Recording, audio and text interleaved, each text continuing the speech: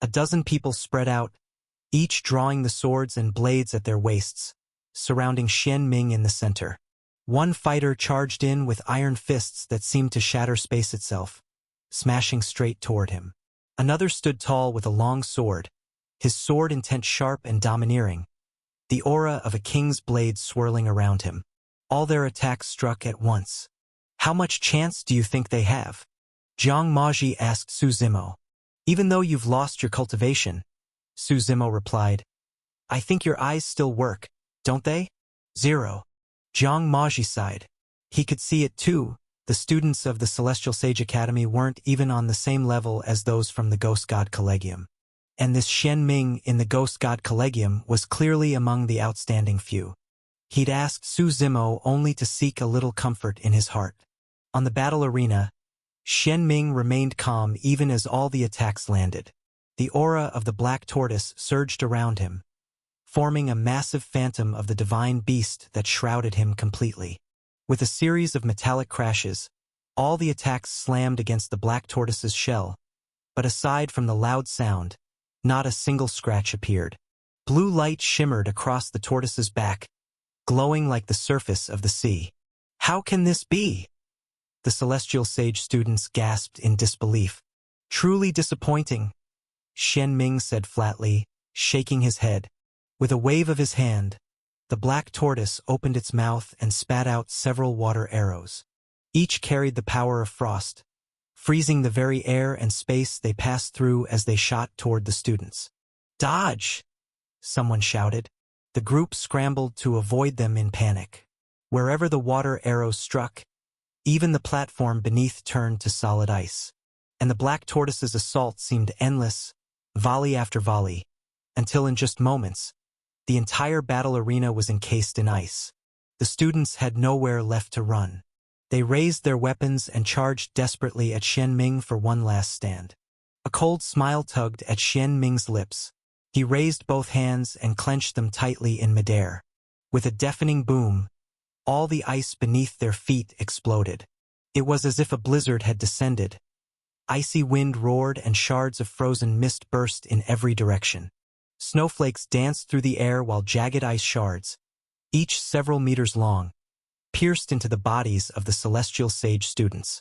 Amid the white frost, blood sprayed out, crimson streaks blooming like winter plum blossoms against the snow.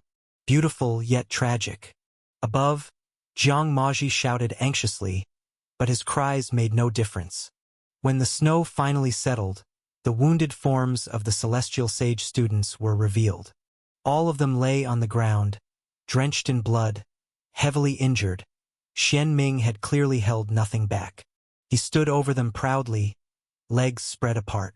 Now admit you're all useless, he said. Crawl between my legs and leave the Ghost God Collegium. Maybe then I'll let you go. Dream on. One of the students coughed blood but still roared defiantly. We're born the same as you. If we'd grown up here in the Ghost God Collegium, we wouldn't necessarily lose to you. From above the platform, Su Zimo looked on and asked curiously, does this Xian Ming have a grudge against every newcomer to the Ghost God Collegium? Or is he always such a cunt? When he joined the academy, Jiang Maji explained, he suffered greatly, faced mockery and humiliation because of his low status. It twisted his heart a little. Before Su Zimo could reply, a soft female voice joined in beside him. To Xian Ming, the Ghost God Collegium represents the highest honor, she said. Anyone who hasn't endured what he has, in his eyes, doesn't deserve to be here. Su Zimo turned and saw that a woman had appeared beside him without his noticing. She wore a long white robe that draped over her graceful figure. The robe gleamed like moonlight, pure and immaculate.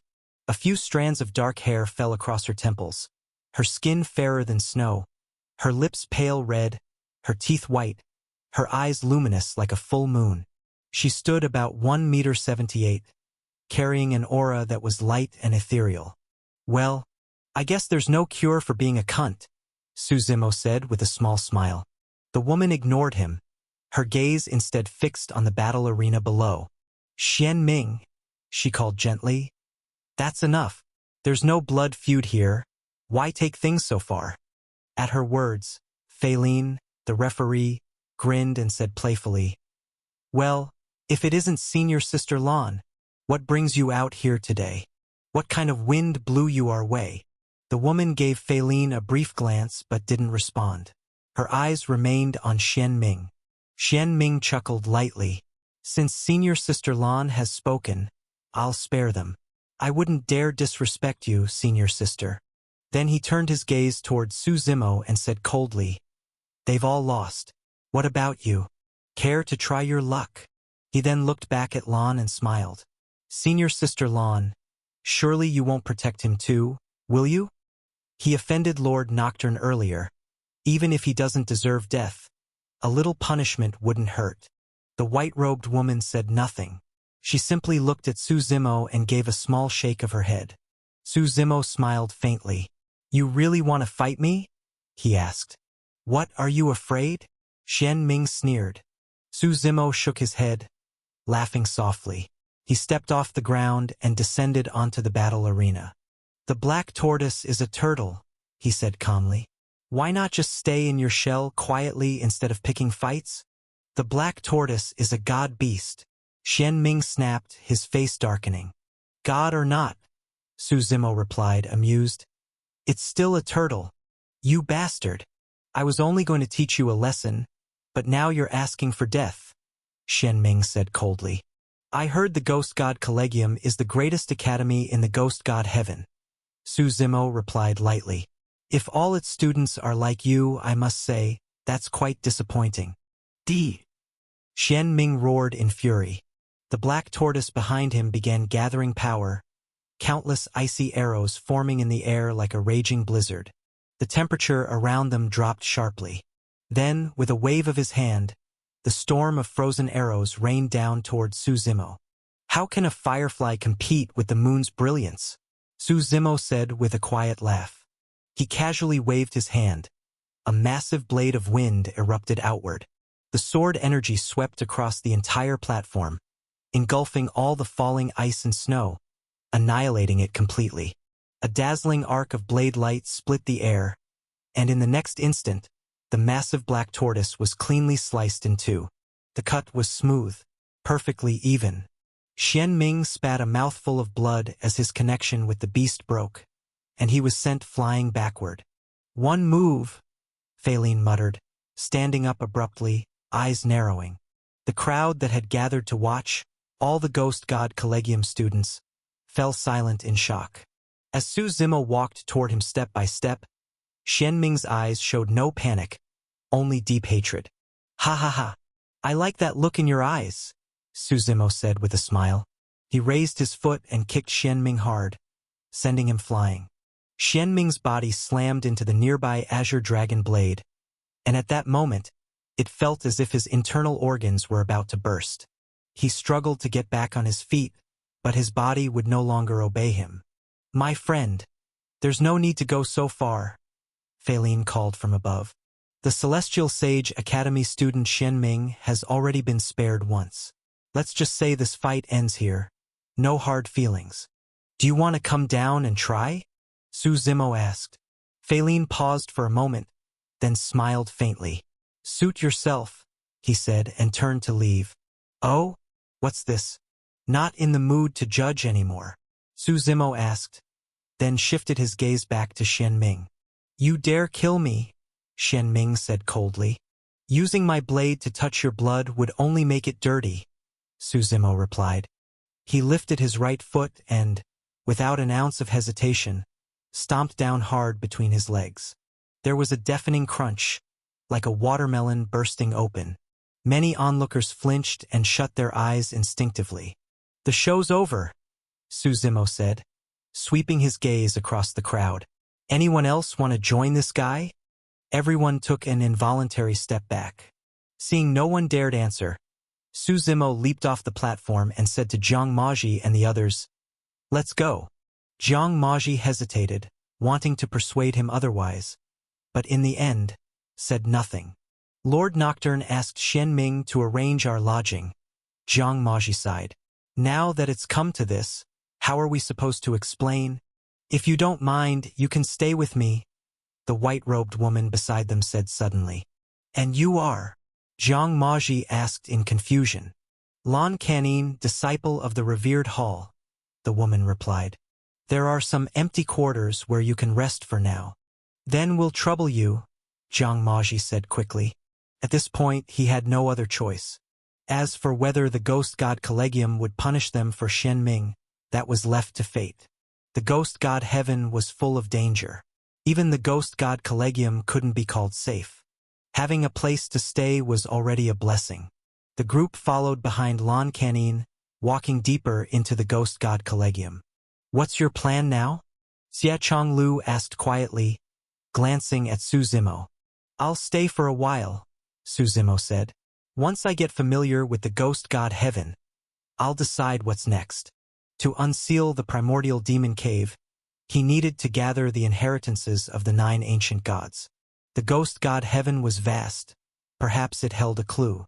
And this was also the time to build strength. The 10 god clans and the heavenly court ahead were not easy opponents. Following Lan Canin, they entered an ancient courtyard. From a glance, it was obvious the buildings were centuries old. Row after row of decayed halls exuded a thick stench of age and rot. In the center of the courtyard stood a white bone tree. They said it had a white bone trunk, white bone heart, white bone bark, and white bone fruit. The entire tree was formed from bones, and beneath it lay countless skeletons buried in the soil. The skulls had green, eerie lights flickering in their hollow eyes, staring at the people passing by. White bone fruits hung from the branches, humanoid in shape, like ginseng fruits, except made entirely of bone without flesh or blood. Senior Sister Lan. Disciples passing by greeted her respectfully. That alone showed her distinguished status. She was clearly not ordinary. Lan Canin nodded to each of them before stopping in front of a dilapidated house. The roof sagged, and cobwebs draped thickly from above. Looking up, they saw a huge spider crouched in the web, staring curiously at them. Little Meng, don't scare our guests, Lan Canin said, waving the spider away. It's lived here since it was small. It doesn't hurt anyone, just a little mischievous, she explained. Su Zimo nodded slightly. Lan Canin pushed open the creaking door. Inside it was surprisingly clean. Don't mind the old condition, she said. All of our revered hall's buildings are like this.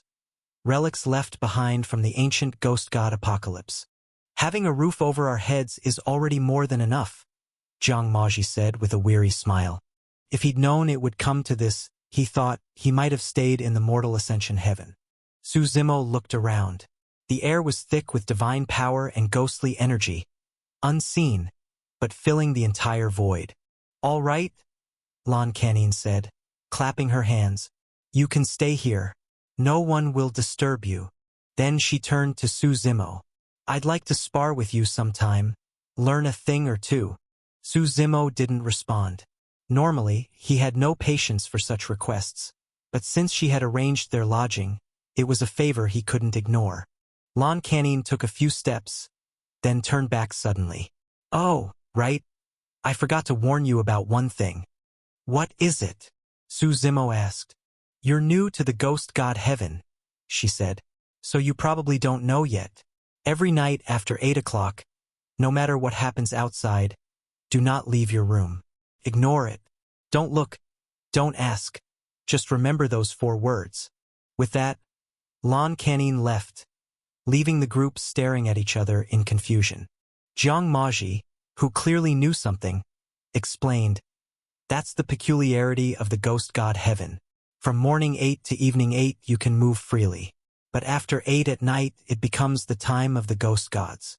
Anyone who interferes will be taken by them. That terrifying? One student asked in shock. The ghost god heaven is full of strange phenomena, Jiang Maji said. You'll see soon enough. They all looked up at the sky. Here, the heavens were always gray, unchanged and lifeless. But how are we supposed to tell day from night? Someone complained. There's a kind of stone here called spotted jade, Jiang Maji explained. When it glows, it's day. When it dims, night has come. We'll look for some later, he added. But by the looks of it, it's about night already. Everyone should rest early. The group glanced back at the row of rooms behind them. Each chose one to rest in. Their injuries still severe, recovery was needed. Suzimo returned to his room but didn't sleep. Instead, he sat by the window, quietly waiting for the night to arrive. The dim night breeze drifted gently outside. The branches of the white bone tree, once still, began to sway slowly, bit by bit, until finally they shuddered violently and then wildly. In the void, divine energy and ghostly aura began to clash chaotically. They intertwined, and yet seemed to be at war with each other. In the clash between divine power and ghostly energy, faint wailing sounds began to echo through the air. Sometimes it was like an old man's sigh, sometimes like a woman's sobs, and sometimes like the laughter of a child. The sounds were strange and chaotic, as though all emotions were tangled together. Outside, the sky had turned completely dark. Sand and stones flew, and fierce winds howled. The bones of the white bone tree rattled violently, stark and pale against the darkness. The wind slammed against the windows, bang, bang, bang, as if they could burst open at any moment. Then, through the lattice window, Suzimo saw a figure appear in the courtyard. It was one of the students from the Celestial Sage Academy. His eyes were blank, his expression a twisted mix of laughter and tears, as he walked stiffly into the darkness. "That guy opened the door," Suzimo murmured softly. As the student's figure vanished into the blackness, everything grew quiet again. The eerie wind stopped, and the air fell still. The night sky was void of stars or moon, just endless darkness. But the chaotic mix of divine and ghostly energy still lingered faintly in the void. Suzimo didn't sleep that night. He stayed awake in silence, and he suspected that many others couldn't sleep either. By dawn, Lon Canine appeared, and only then did everyone dare to step outside. "So, everyone?" Lon Canine asked with a smile. "How did you sleep last night?" Zhang Maji was fine, after all, he had lived in the ghost god heaven before. But the students were trembling with fear. "Zhang Yang is missing," one whispered. "I saw him walk into the darkness last night, and then he was gone," another said. "I told you not to open the door," Zhang Maji sighed. "Those who go out never come back." "Miss Lon?" Suzimo asked, looking up. "Did you come here for something?" "I brought you spotted jades," Lon Canine said. "You'll need them if you want to live in this world." With a flick of her wrist, several black stones appeared in her palm. They were oval-shaped, covered in mysterious markings, and at this moment they glowed with a bright white light, dazzling in the gloom. "Thank you, Miss Lon," Zhang Maji said, accepting them gratefully and handing one to each of the others. "The matter of the Celestial Sage Academy will be judged by the Collegium today," Lon Canine continued, clearly aware of inside news. "Someone will come for you later." Then she turned her gaze to Suzimo and warned, "You're currently everyone's enemy in the academy. Be careful." "Everyone's enemy?" Suzimo asked in surprise. "I haven't offended that many people, have I?" "You've offended Lord Nocturne, and on top of that, you killed Kong Ming, one of the 4 symbols, right after arriving," Lon Canine said with a faint smile. "Many see it as a direct provocation against the ghost god Collegium." Just as she finished speaking, the sound of footsteps echoed from outside. A middle-aged man in a white robe strode in quickly. When he saw Lon Canine, he removed a token from his belt and tossed it to her. "It's a summon order," Lon Canine said softly. "Looks like they wants to see you." "Zhang Maji, come with me," the middle-aged man said evenly.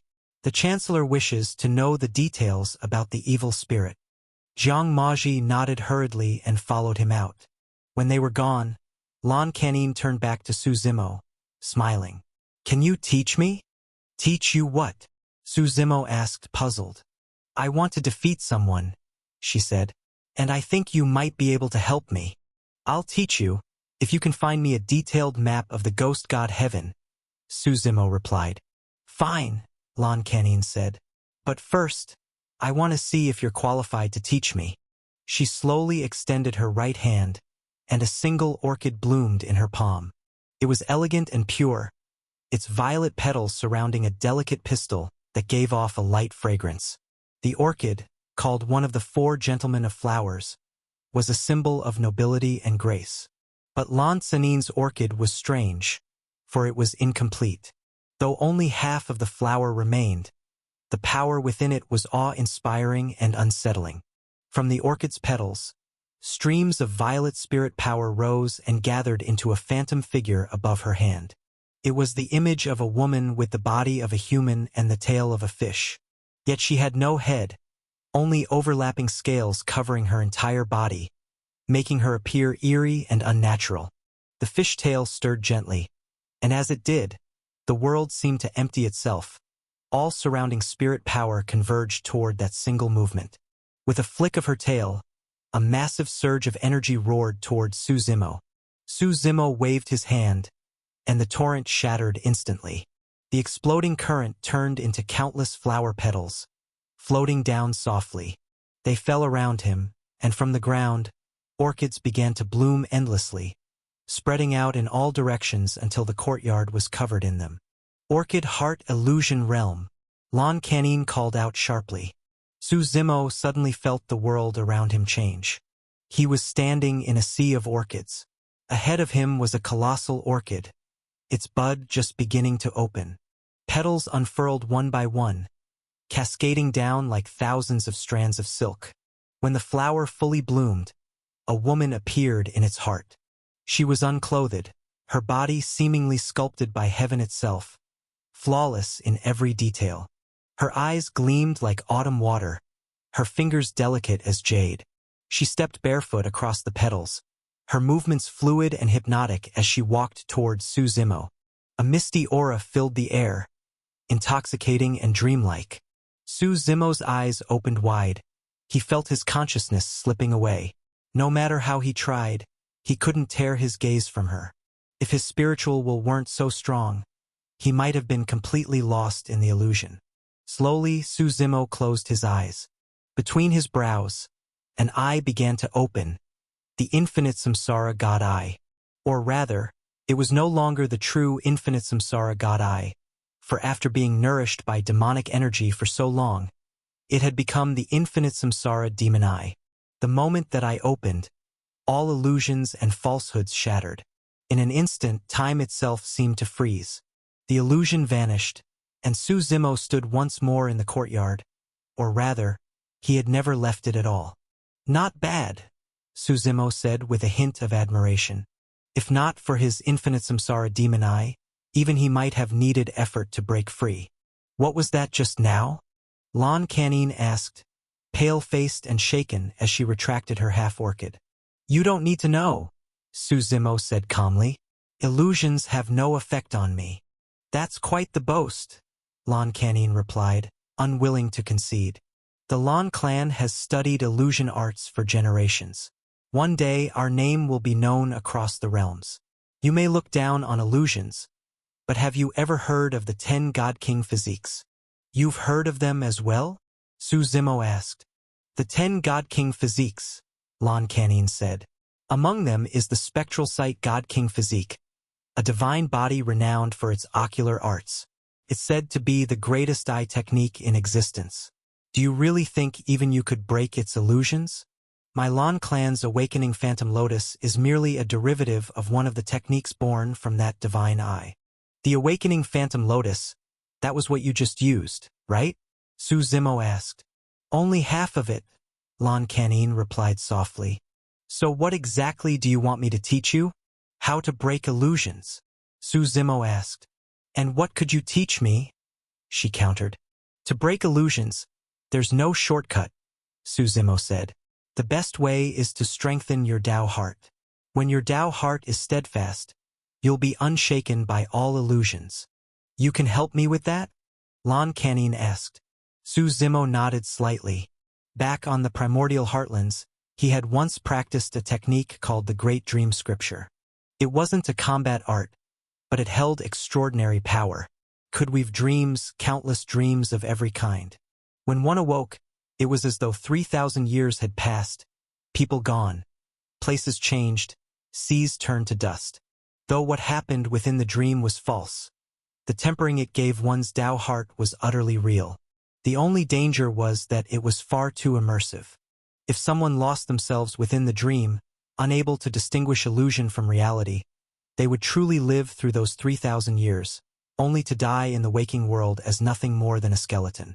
Su Zimo lifted his right hand. The profound power of the great dream scripture gathered in his palm, shimmering faintly. As his cultivation grew stronger, so too did his control over this technique. Want to try it? Su Zimo asked. What is it? Lan Canin asked cautiously. A dream, Su Zimo replied. I can create infinite dreamscapes for you. Experiences you've never known in your entire life. You must feel the dream but not lose yourself in it. If you mistake the dream for reality, you'll be trapped. There is risk, but I can wake you before that happens. Will you try? I will, Lan Canin said with a nod. Su Zimo led her into his room. Lan Canin lay down gently upon the bed. He waved his right hand, and the essence of dream enveloped her completely. Lan Canin's breathing slowed as she drifted into slumber. Dreams had no color, but because of their content, they became vividly hued. As the power of the great dream descended, her body and mind sank into calm. Su Zimo stood, glanced at her once, then quietly stepped out of the room. Xie Changlu was waiting nearby. Seeing him emerge, he chuckled. So you've dealt with Miss Lan already? Let's go take a look at the Ghost God Collegium, Su Zimo said simply. The two walked down the forest path beyond the courtyard of the revered hall. The Ghost God Collegium was vast. One could walk for days and still not reach its end. What do you think about what happened last night? Xie Changlu asked as they walked. It feels like a kind of nomological truth or perhaps a primordial edict, Su Zimo said thoughtfully. I've heard the whole Ghost God Heaven is governed by strange primordial edicts, Xie Changlu replied. But a primordial edict that powerful?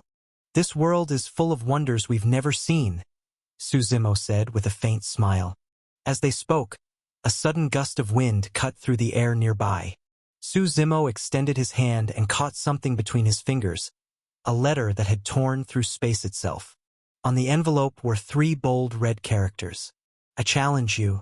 Opening it, Su Zimo read the words written inside, only 4. Meet me. Battle Arena. Su Zimo smiled faintly.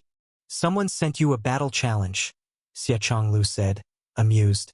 Seems like dealing with Xian Ming didn't scare them off. It just offended even more people, Su Zimo said lightly. Flames flickered in his palm, and the envelope turned to ash. Come on, he said, waving his hand. Let's go see. At the battle arena, the autumn wind blew through rows of black ghost trees, scattering their dark leaves into the air. Hundreds of Ghost God Collegium students had gathered around to watch. Do you think he'll actually show up? I doubt it. Senior Xiao Hen himself issued the challenge. Aside from the 9 ghost princes, who'd dare face him?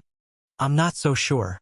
Xiao Hen may be strong, but that newcomer doesn't seem like someone who backs down. They say he's reckless, he'll probably come. Quiet, quiet. He's here. As Su Zimo and Xie Changlu appeared at the edge of the crowd, the noisy chatter fell silent. Su Zimo stopped and looked around. Who sent the challenge? He asked. It was Senior Xiao Hen, someone replied. Su Zimo lowered his gaze toward the platform. A man sat cross-legged atop the head of the Azure Dragon blade. He rested calmly, a massive broad blade standing upright beside him. The blade was nearly a meter wide, its groove lined with countless tiny razors that gleamed coldly. It gave off a feeling of heavy, suffocating power. The man himself wore a simple gray robe, plain in appearance, unremarkable in face. Come down and fight, Xiao Hen said as he slowly rose to his feet, his gray robe fluttering in the wind. I don't believe we've met, Su Zimo said casually. To slay you is to restore the Academy's honor, Xiao Hen replied bluntly. Su Zimo smiled faintly, sweeping his gaze across the gathered students. Anyone else want to challenge me? If so, come together. One by one is a waste of time. The crowd exchanged uneasy looks, No one dared to move while Xiao Hen stood there. "Come down," Xiao Hen said, leaping lightly from the dragon's head to the platform. The broad blade followed, unsheathing with a loud clang, its grinding edge shrieking in the air.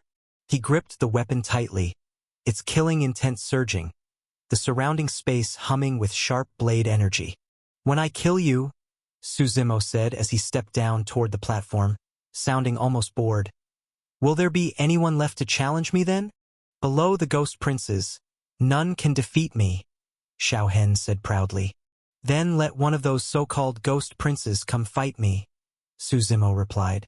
At those words, Xiao Hen's eyes narrowed slightly.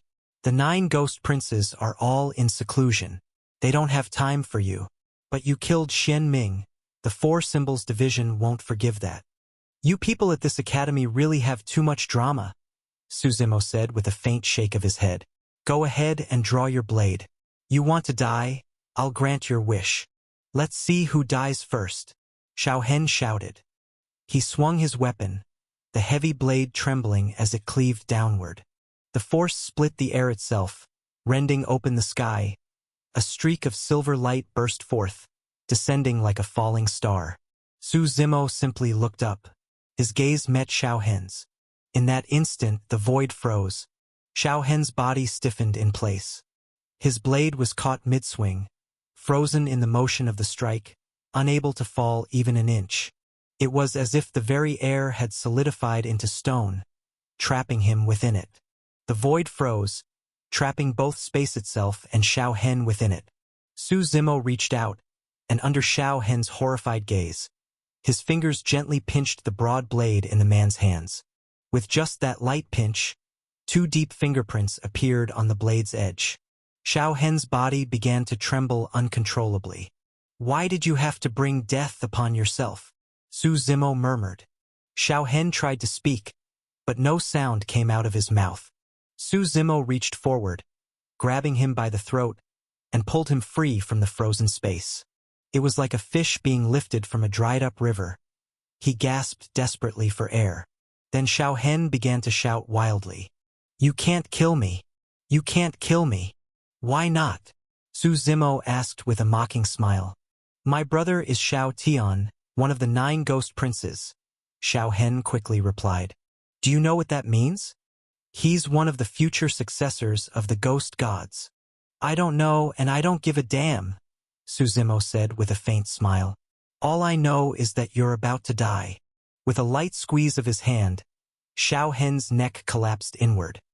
He struggled for breath, eyes rolling back white, his body twitching as he neared death.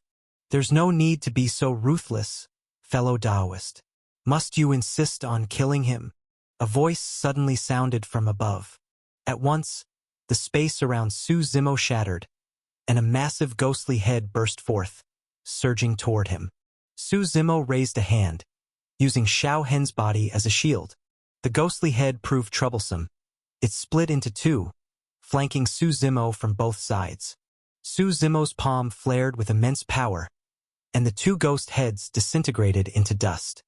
He frowned slightly, glancing at his palm where faint wisps of ghostly energy coiled. When he looked up again, a figure stood above, stepping on a gray cloud, gazing down at him. The man's face bore some resemblance to Xiao Hen's. His eyes were pitch black, nose high, and he wore a gray robe engraved with the image of a mountain ghost. That mountain ghost resembled a bull demon, with 2 thick, curved horns. His whole body was clad in armor, and the claws extending from his limbs were tens of meters long and razor-sharp. His long gray hair, several dozen meters in length, hung loose behind him. "Who the hell are you?" Su Zimo asked, frowning. The man's overwhelming imperial pressure spread across the sky, marking him unmistakably as a grand emperor. The entire void trembled under his presence. Though he was only at the Yinyang stage, his strength was extraordinary. "Xiao Tian," the man said slowly, "if my younger brother has offended you in any way, I apologize on his behalf. I ask that you spare his life." He waved his hand, and several students carried forward a large chest. When they opened it, brilliant multicolored light poured out, dazzling the surroundings. This is Arcane Thistle, Nightmare Vine, Violet Dragon Imperial Ginseng. Xiao Tian introduced each item one by one. Then he looked at Su Zimo with a faint smile. A small token of sincerity. Please, show some mercy. Brother, why are you bowing to him? Xiao Hen shouted angrily from the side. Silence. Xiao Tian's eyes turned cold. Since when is it your place to speak while I'm talking? Slap yourself. Xiao Hen hesitated, but fear won out. He raised his right hand and began slapping himself hard. Smack! Smack! Smack! Each hit tore open his lips and cheeks until his face was a bloody mess. Su Zimo chuckled softly, walked up to the chest, and placed his foot lightly on it. I've no interest in your gifts, he said with an easy smile. But your attitude just saved his life. At least this Ghost God Collegium has one student worth acknowledging. With that, he leaped into the air and vanished from the dueling platform. Only this once? His voice echoed faintly. Next time, your face will mean nothing to me. As Su Zimo's silhouette disappeared, Xiao Hen called out pitifully, Brother, better a broken mouth than a broken neck. Xiao Tian replied coldly, tossing him a healing vial from his storage ring. From now on, stop causing trouble. I'm tired of cleaning up after you. I just wanted to uphold the Academy's honor, Xiao Hen said resentfully. The Ghost God Collegium has 38,700,000 students. Xiao Tian replied with a snort. You claim to be invincible beneath the 9 ghost princes. But this academy is full of hidden dragons and crouching tigers. Some have simply chosen not to bother with you out of respect for me. Do you have any idea how many people are waiting for me to slip up?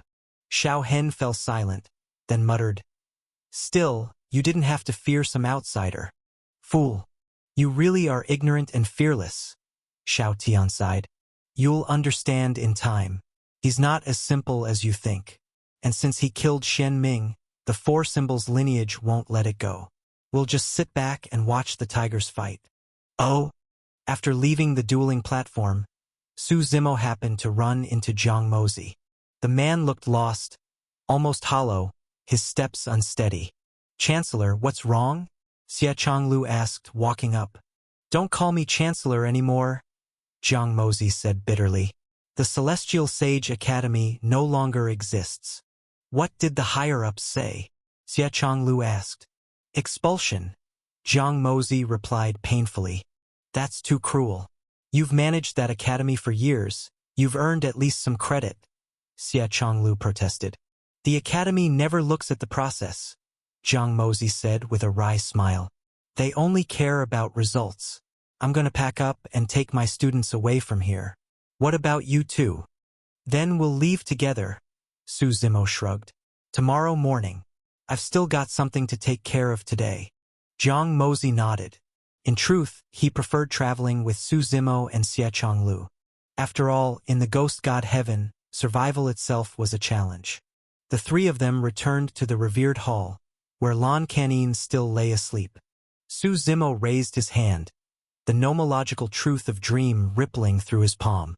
He could see the dream she was in, then gently withdrew the dream power.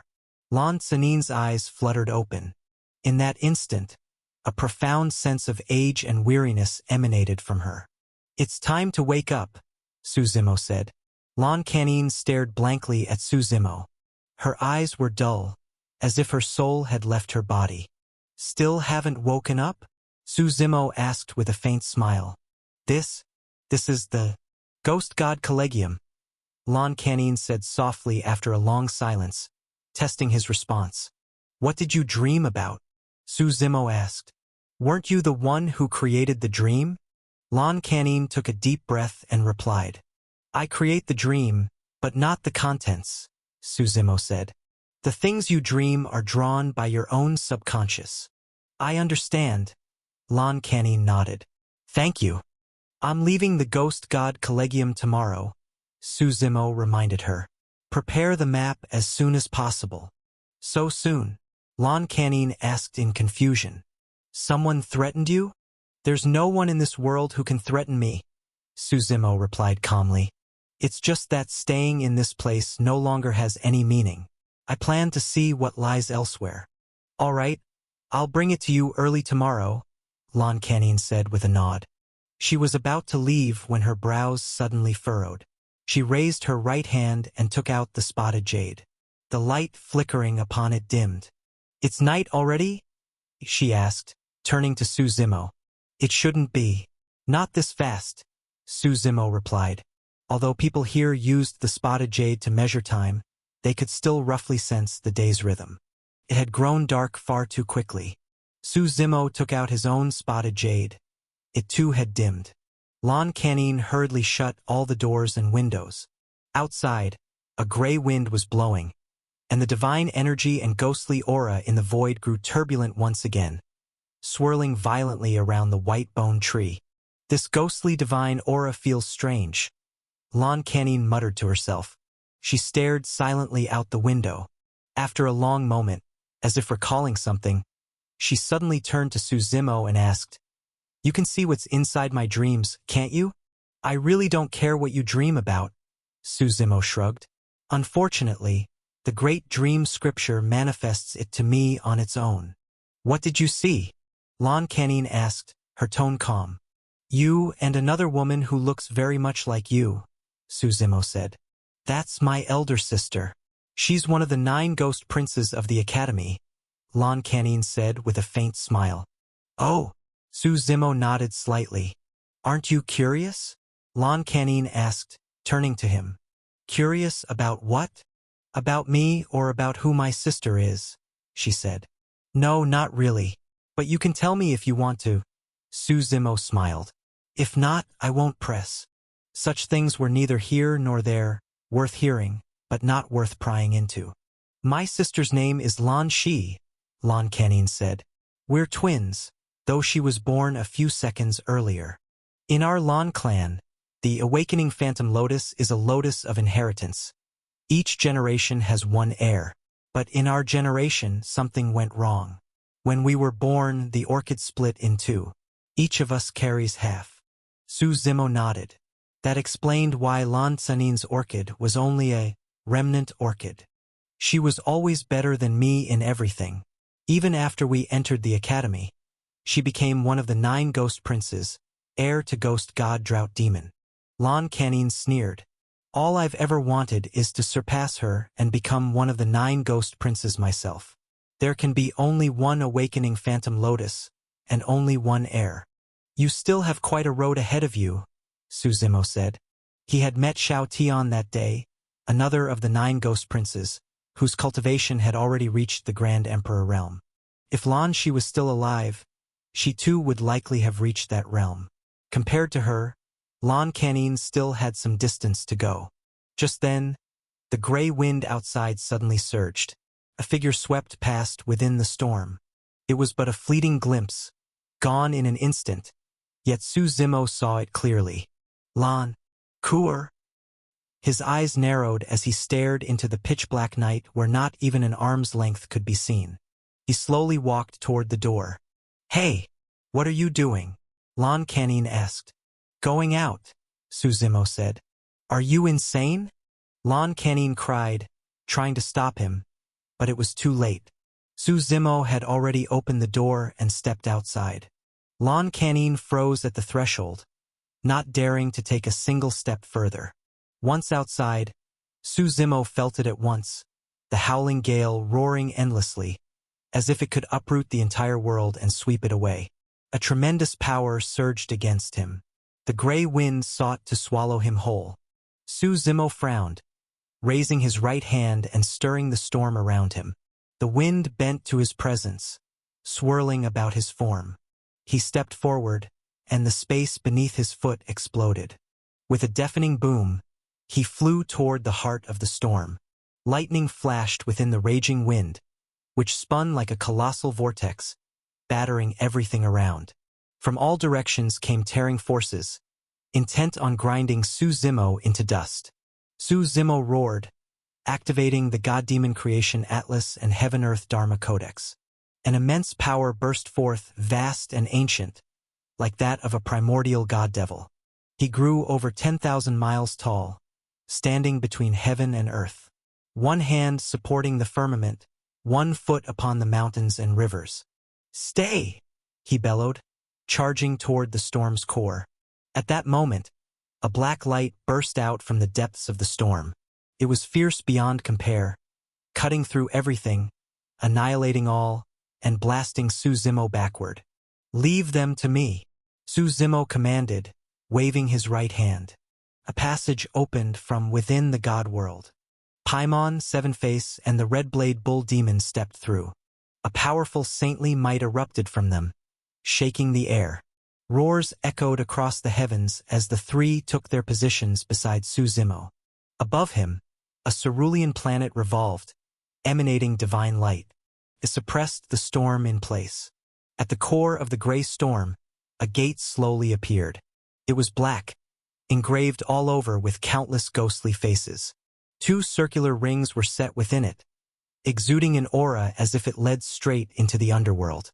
"Open," Suzumo said, stepping forward and stomping heavily upon the gate.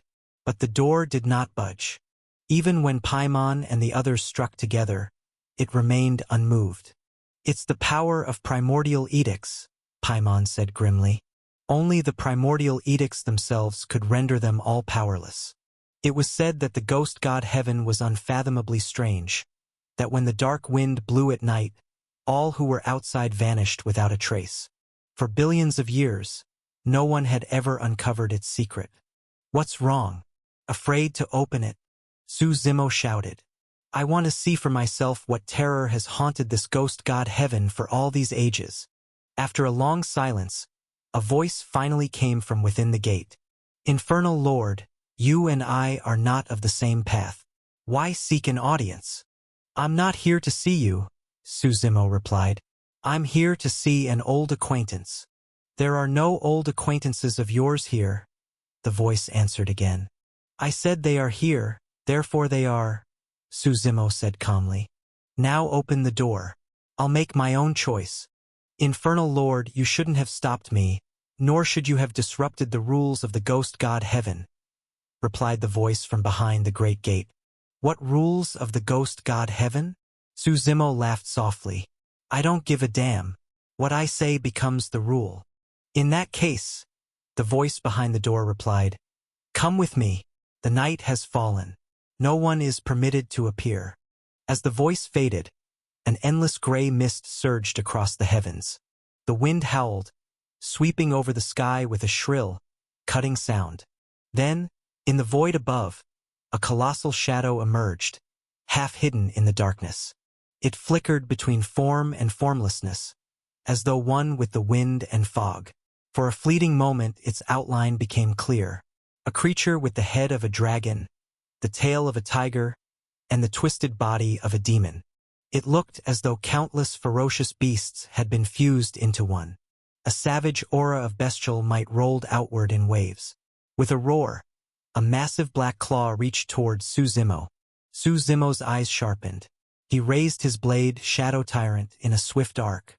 The slash burst forth with explosive power, but the black claw shattered it in an instant and kept descending toward him. Suzumo met it head-on, his blade glowing with black light. The light detonated as it collided with the great claw. "If you wish to fight," said Paimon from the side, "then show your true form. Hiding like a coward. What good is that?" A surge of demonic energy erupted from him. His right hand transformed into a massive demonic claw that tore through the clouds and struck at the darkness. A thunderous explosion followed, shaking the heavens.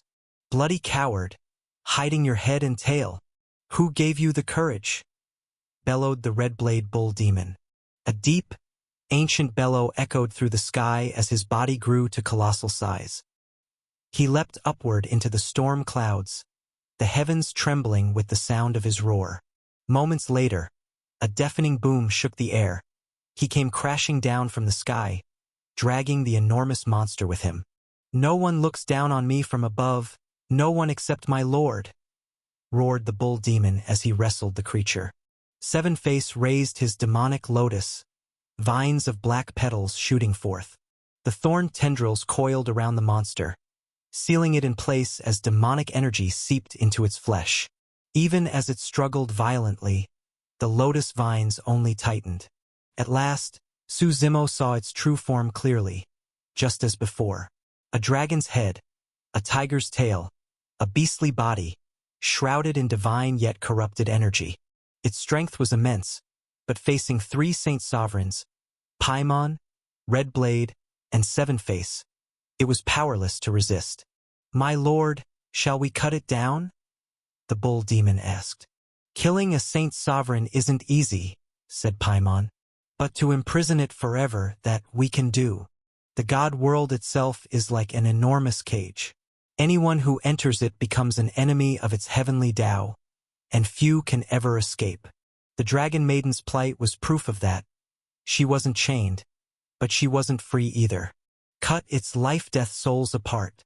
I don't believe we can't kill it," the bull demon growled impatiently. "You dare?" roared the beast, its voice shaking the air. "If you kill me, you make the ghost god heaven your enemy." "I've never feared being the enemy of the world," Suzimo said evenly. "Why would I fear you?" He glanced once at the sealed gate. "Kill it first, then we'll find its souls."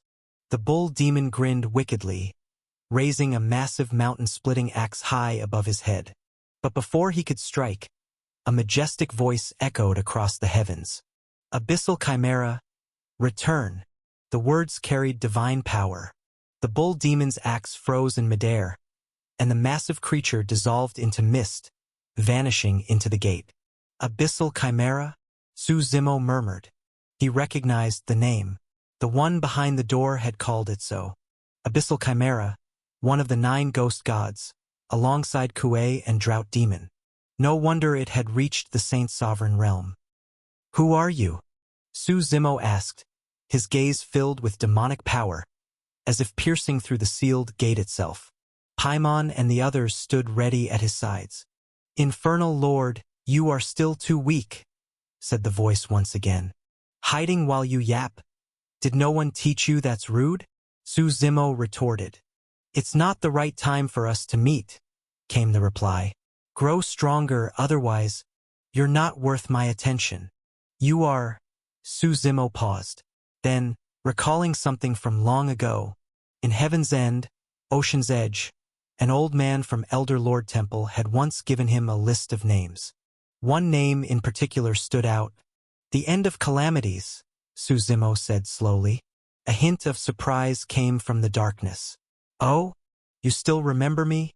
Are you trying to block my path?" Suzimo asked directly. "There is only one path," the voice said. "It doesn't matter who stands in whose way. The capable will walk ahead." "I didn't come here to debate," Suzimo replied coldly. "What about my old friend?" "You mean the woman?" The voice chuckled. "She now maintains order in the demigod realm. You really shouldn't have touched her," Suzimo said quietly. "You misunderstand me," said the voice. "I fear no one, but I'll tell you this, she's not here. If you seek her, go to the Mirage Tide's heaven. Seek the Lord of Death. That is where the dead belong." "What do you mean?" Suzimo frowned. "Like I said, she's not with me. Go to the Mirage Tide's heaven. You'll understand soon enough." Suzimo fell silent. He had a terrible suspicion, but he didn't want it to be true. And the words of the End of Calamities, whether they could be trusted, remained uncertain. "This farce ends here," said the voice of the End of Calamities once more. "If there's nothing else, leave now. For the sake of the former Infernal Lord, I'll break the rules of this realm once, just once. One day, even this gate won't be able to stop me," Suzimo said quietly. "When you reach my height, we'll speak as equals," the voice replied.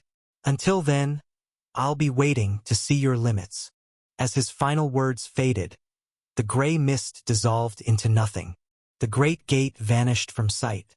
Suzimo looked up. "The dawn has come," he murmured. "And yet, it's still dark. Lord." Paimon and the others approached cautiously. "I'm fine," Suzimo said, waving them away. "Return to the god world. It's not yet time for you to show yourselves. The spotted jade dimmed, and only then did Lan Canine step out from the building. Keeping her distance, she asked nervously, You're alive. Su Zimo turned to her calmly. Prepare a map. You're sure you're fine? She asked again, still shaken. All these years, no one's ever come out of the night alive. Do I look like someone who's not fine? Su Zimo asked. What did you see in that mist? She pressed. Are you sure you want to know? He asked. Lan Canine hesitated.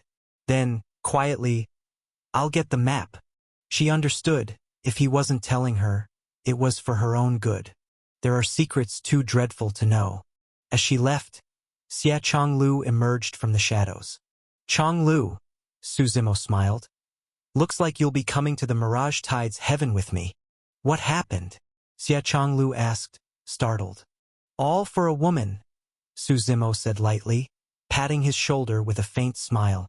The sword god didn't quite understand but followed him nonetheless. The suffocating darkness had begun to fade as they stepped out of the courtyard. But as soon as they did, Su Zimo sensed something wrong.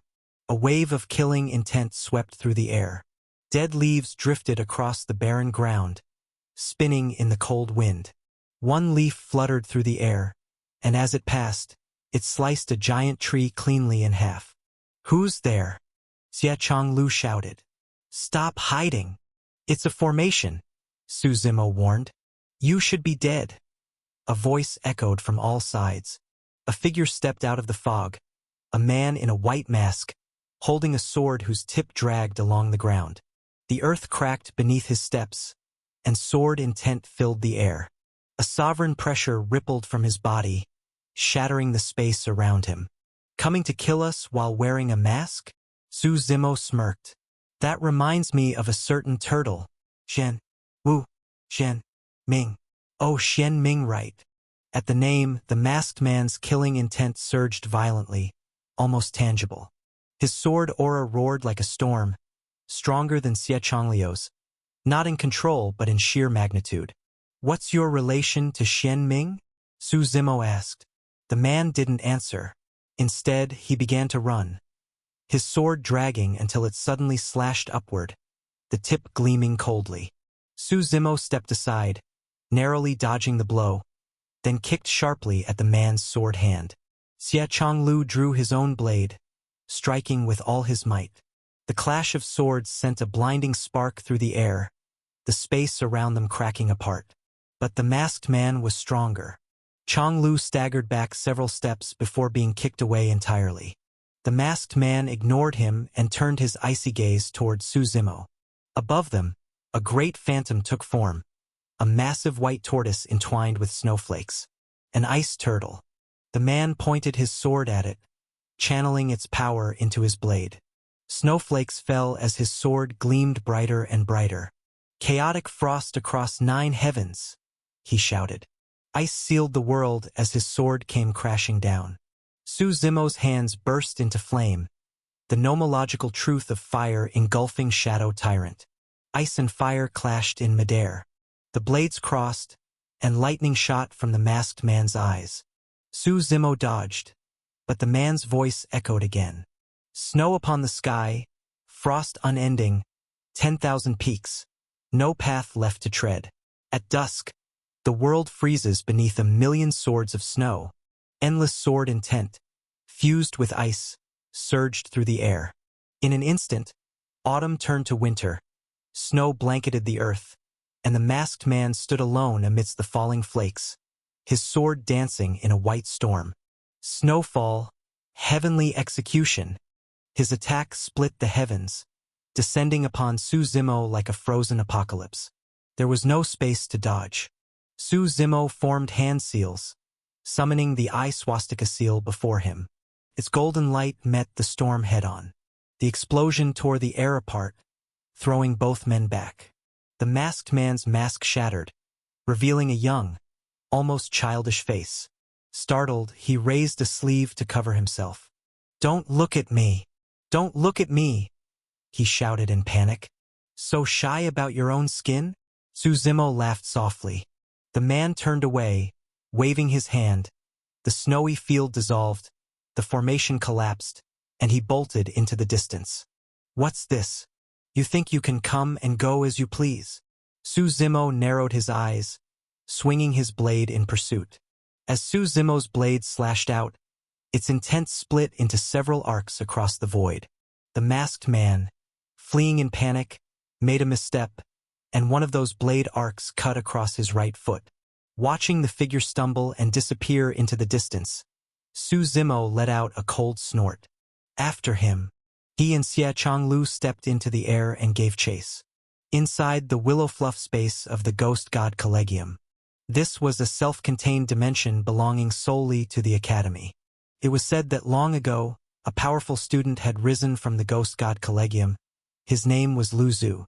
At his peak, Lu Zhu was strong enough to stand alongside the 9 ghost gods themselves. He was born of the bloodline between the Lu clan and the Moonrune ghost race. When he transformed into his true form, a massive willow tree, its canopy could block out the sun, its branches stretching beyond the borders of the Academy, spanning 100 million miles. Its trunk alone soared hundreds of thousands of meters into the heavens, far beyond the reach of sight. When Lu Zhu finally sat in meditation and transcended, his body became this willow fluff space, his colossal trunk supporting the void itself. Later, the Ghost God Collegium connected the willow fluff space to its main grounds, turning this divine remnant into its private garden. Now, though the outside world was closing into autumn, here it was eternally spring. Countless willow trees bloomed in radiant rows, circling the entire space in more than a dozen rings. Soft white fluff floated through the air, carried gently by the breeze. Tender green buds shimmered on every branch, filling the space with boundless vitality. The Chancellor of the Ghost God Collegium, Wu Daozi, was strolling through the garden with a group of visitors. Wu Daozi wore a long black robe, the trailing edge brushing against the ground. The robe was made of fine silk, and its high collar framed his face. His white hair curled in elegant waves around his head. He kept his gray beard trimmed neatly, and his expression was calm yet commanding. Beside him walked an elderly man of similar age, dressed in a distinctive white robe embroidered with 2 bold characters, 7 gods. At the hem of his robe, a divine figure was painted, stern-faced, full of silent authority. Behind them followed a mixed crowd, some in white robes, some in black. They spoke among themselves in low tones, each carrying the air of importance. "Lord Nocturne," said one of the white-robed visitors with a chuckle. "Our 7 Gods Collegium has come this time for an exchange. I hope the Ghost God Collegium won't be too stingy with your teachings." "An exchange means mutual learning," Nocturne replied mildly. "There's no need to speak of one teaching the other. Everyone knows the Ghost God Collegium is the undisputed number 1 in the Ghost God Heaven." The white-robed man continued. "We came under the banner of exchange, but truly, we've come seeking instruction." At the front of the procession, the 2 heads, Wu Daozi and Feng Buxiu, Chancellor of the 7 Gods Collegium, walked side by side. "It's been years since we last met," Wu Daozi began with a smile. "I hear your 7 Gods Collegium has been making a name for itself. Some even say you've surpassed us at the Ghost God Collegium." Feng Buxiu laughed heartily and waved a hand. "You flatter me, Brother Wu. The duty of an academy is to educate without discrimination and to contribute where it can. There's no need to rank one above another." Wu Daozi smiled, though inwardly he cursed Old Fox. He lifted his arm, gesturing toward the magnificent space around them. "What do you think of our willow fluff space, Brother Feng?" he asked. "The name of Lu Zhu is known throughout the realm," Feng Buxiu replied with a polite smile. He mentioned Lu Zhu, but conspicuously avoided praising the space itself, making it clear he wasn't particularly impressed. "Is the dueling ground prepared?" Feng Buxiu asked, changing the topic. "Of course. Come, Brother Feng, and everyone else. Please follow me," Wu Daozi said with a smile. He led the way forward, and the group followed him through the willow forest. After about 10 minutes of walking, they emerged into a vast open clearing. Before them stood an immense willow tree that pierced the heavens. Standing beneath it, the visitors felt an overwhelming sense of grandeur and their own smallness.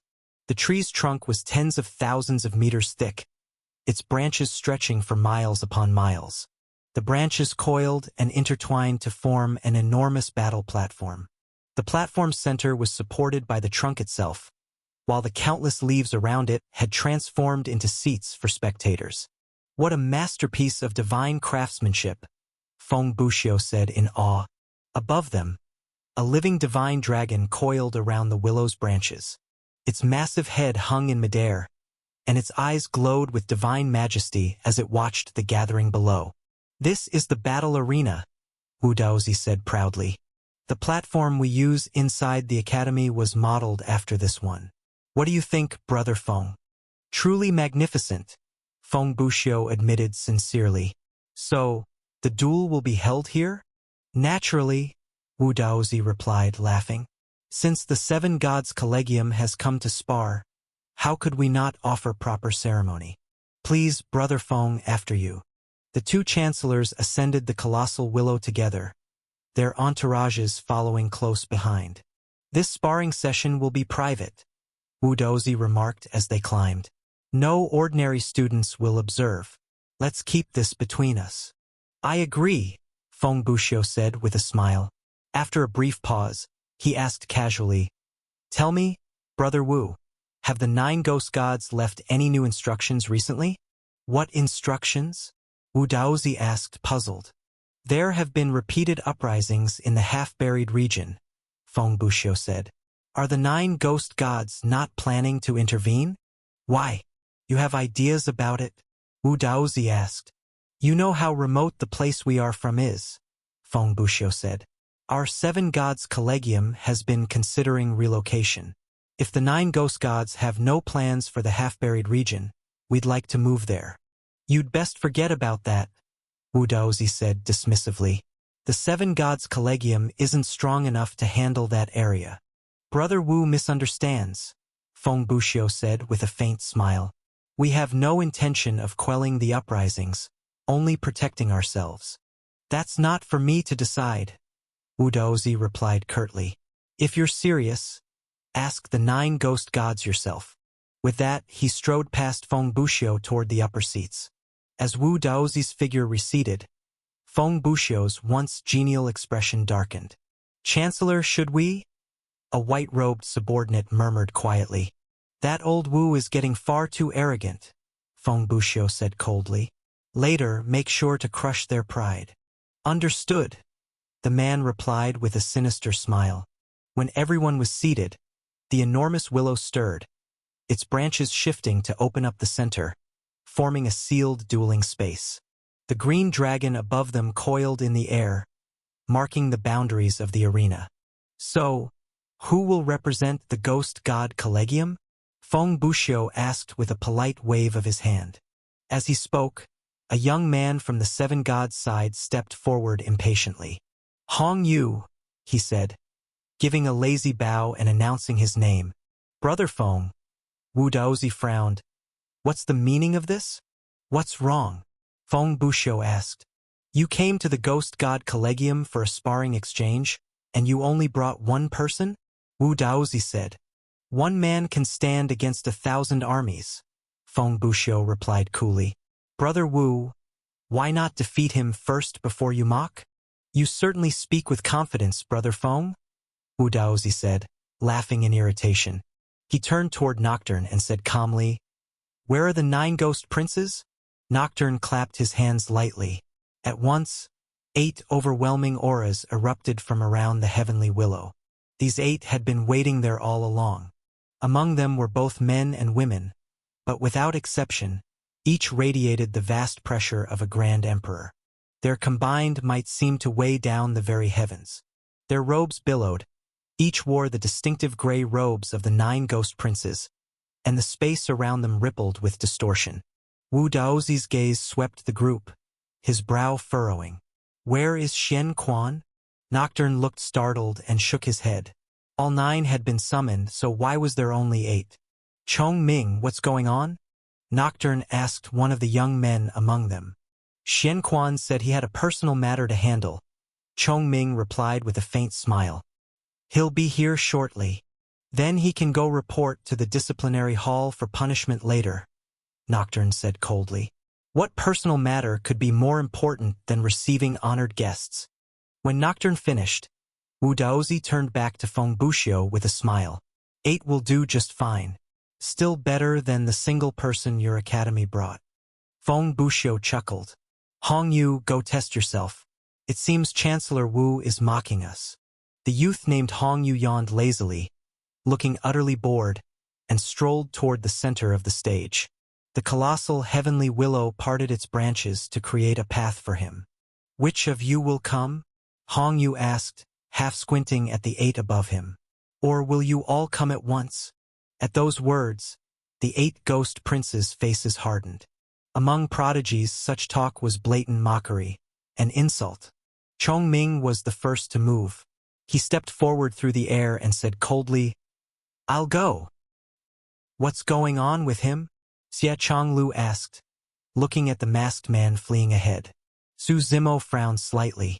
He had first assumed the man was hiding his face out of shame.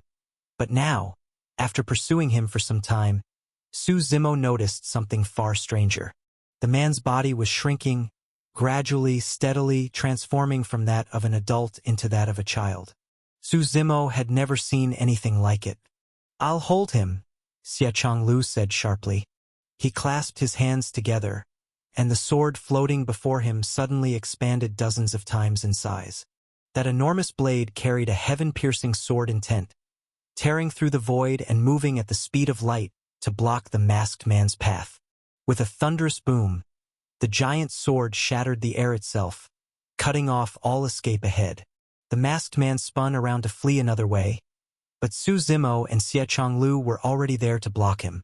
In a hurry to leave? Su Zimo asked with a smile. Out of my way! The masked man snarled, his voice wild and desperate.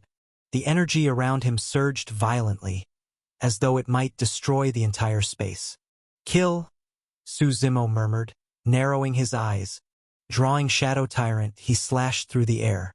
The masked man raised his sword to parry, but his strength was still inferior. The blow split the heavens themselves, the world swallowed by a spreading wave of destruction. The masked man's body was hurled downward. Su Zimo didn't relent. He pressed forward immediately. With one finger extended, he invoked one of the 10 primordial god scriptures, the creation-devouring god finger, a strike that annihilated all things, shattering yin and yang, day and night alike. Creation energy coiled around his hand as it pierced the man's abdomen. The masked man vomited blood, his body falling like a severed kite, crashing through the buildings below with a deafening roar. Before Su Zimo could move again, a surge of crimson energy erupted from the ruins. A violent explosion shook the ground. From the rubble, a child slowly rose, eyes glowing red like a demon god. Cracks split across his face, his skull threatening to shatter apart. Well now, Su Zimo said with a grin. That's quite the transformation. Wonder if you'll keep shrinking until you're an infant. The child let out a hoarse, echoing roar and leapt hundreds of meters into the air. He was like a human beast, both hands turning into claws as he tore toward Su Zimo. Shadow Tyrant clashed against those claws, sparks scattering like meteors. Their hardness was beyond expectation. He's burning his emperor's blood, Xie Chonglu said in shock. An emperor's blood was among the most precious essences one possessed. Burning it meant certain ruin. Restoring it was nearly impossible. Good, Su Zimo laughed. Divine power radiated from his body. Gold and demonic energy coiled around him, fusing with the endless sharpness of his blade's aura. His strikes were blindingly fast, and the child's claws equally so. Their battle tore through the sky, their movements too quick for the naked eye. The heavens above were split and never healed again. Even Xie Chonglu couldn't find an opening to intervene. Growing impatient, Su Zimo raised his hand. He unleashed the terrestrial demon, one of the 10 forms of demon, a calamity that devours all. With a sweep of his arm, thunderclouds rolled in, lightning flashing across the blackened sky. Then, with another motion, a massive tornado descended. Lightning and wind fused together, threatening to overturn the entire world. The storm surged toward the child, its suction force drawing him in and spinning him violently through the air. Bolts of gray lightning struck down, tearing open his flesh. The child roared, whether from fury or agony, it was impossible to tell. Behind him, a blazing sun began to rise. As it ascended, the void itself began to melt. Suzumo lifted Shadow Tyrant, the blade overflowing with the power of countless prayers and will. The energy gauge along its spine reached its limit. "Kill!" Suzumo roared. He swung the blade, ripping through layer after layer of space, colliding with that blazing sun. A detonation like none before, earth-shattering, heaven-rending, exploded across the sky. Shadow Tyrant cleaved through the sun and struck the child directly. Within the willow fluff space, as Hong Yu's final punch landed, a third of the 9 ghost princes fell before him. In mere moments, 3 of the 9 ghost princes had been defeated. Hong Yu looked at the remaining 5 and said indifferently, "If you can't handle me one by one, then come together. Otherwise, I'll just lose all interest."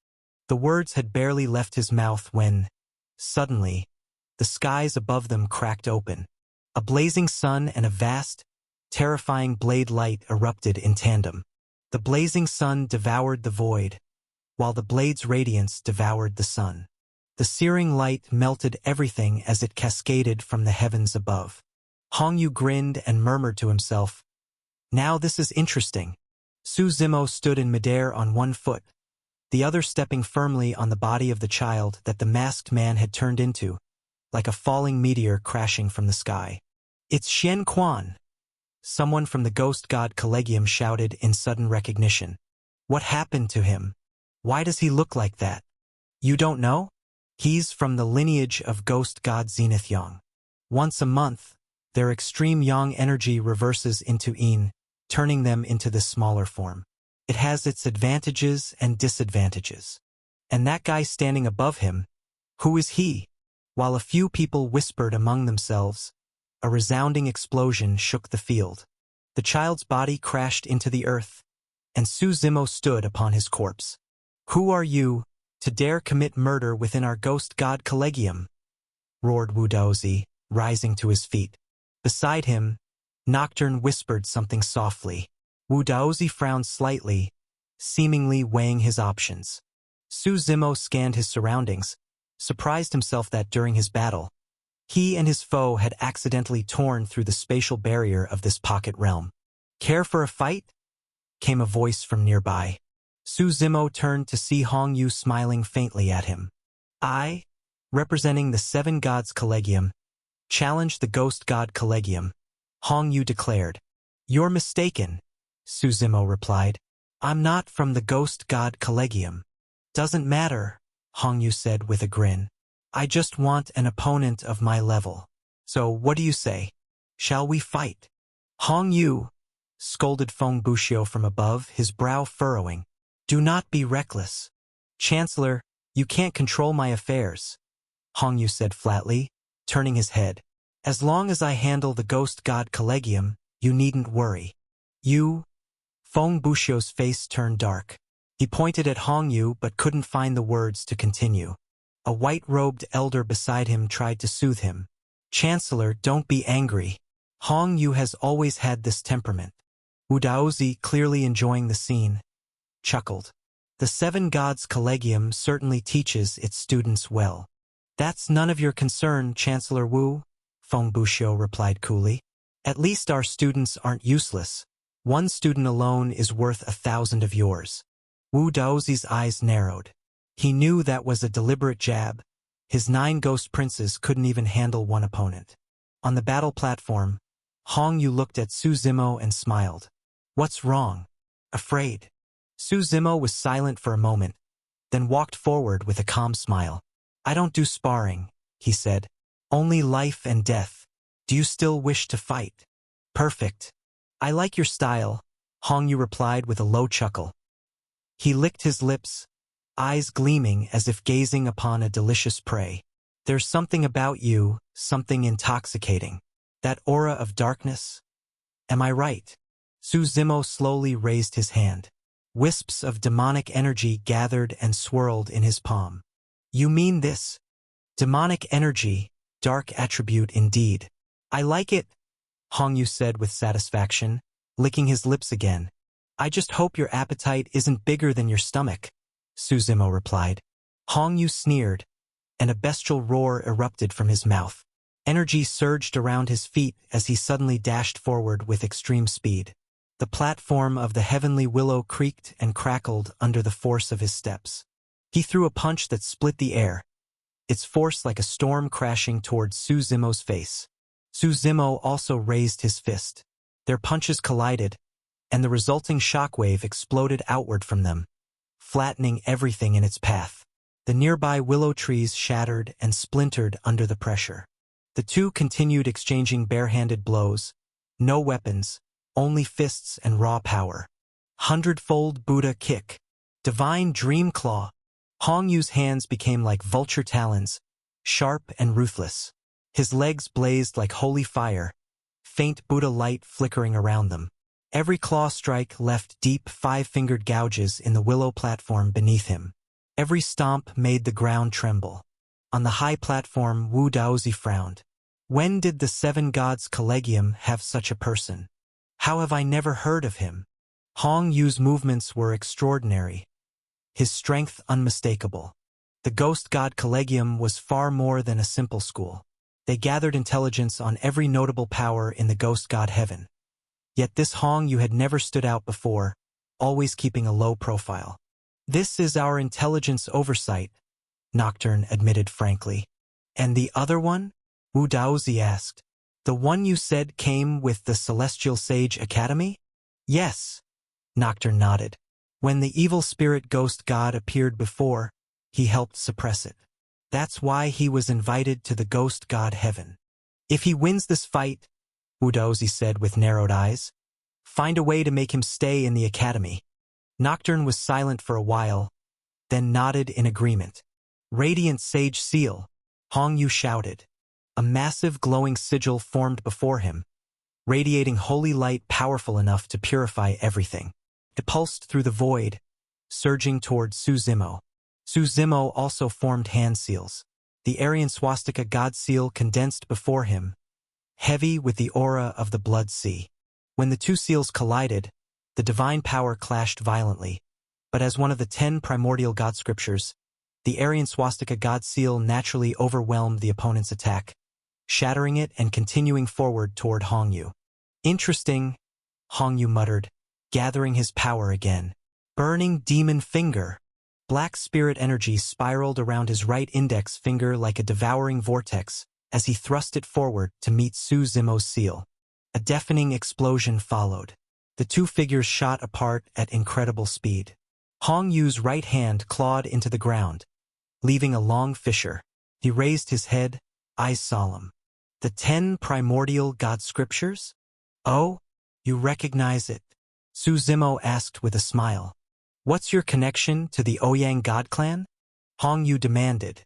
None, Suzimo replied flatly. No matter, Hongyu said with a cruel grin. The 10 god bloodlines have no reach here in the Ghost God Heaven. Then, shockingly, his neck began to twist, rotating a full 316 degrees, his body contorting like a machine in motion. His face twisted, and most of his head was overtaken by an enormous mouth. That gaping maw seemed to devour everything, dark and endless, with no teeth, like a black hole. The rest of his body morphed grotesquely, his skin turning deep brown, muscles knotting together tightly, patches of coarse hair sprouting across his limbs. He roared at Suzimo, the sound sharp and ear-splitting. That's the world-devouring ghost god, exclaimed Wu Daozi in astonishment. The world-devouring ghost god. Someone from the Ghost God Collegium muttered, glancing at the others. Didn't they say the world-devouring ghost god race was extinct? How can there still be one alive? Yeah, that race was wiped out tens of thousands of years ago. If the Seven Gods Collegium is sheltering a world-devouring ghost god, Are they trying to start a war with the three divisions? For a moment, everyone whispered in disbelief. No one had expected that Hong Yu was actually from the world-devouring ghost god race. Within the ghost god heaven, there were countless branches of ghost gods. Legend had it that the ghost gods were originally humans, mutated by the divine radiation that remained after the war between the gods and the ghosts.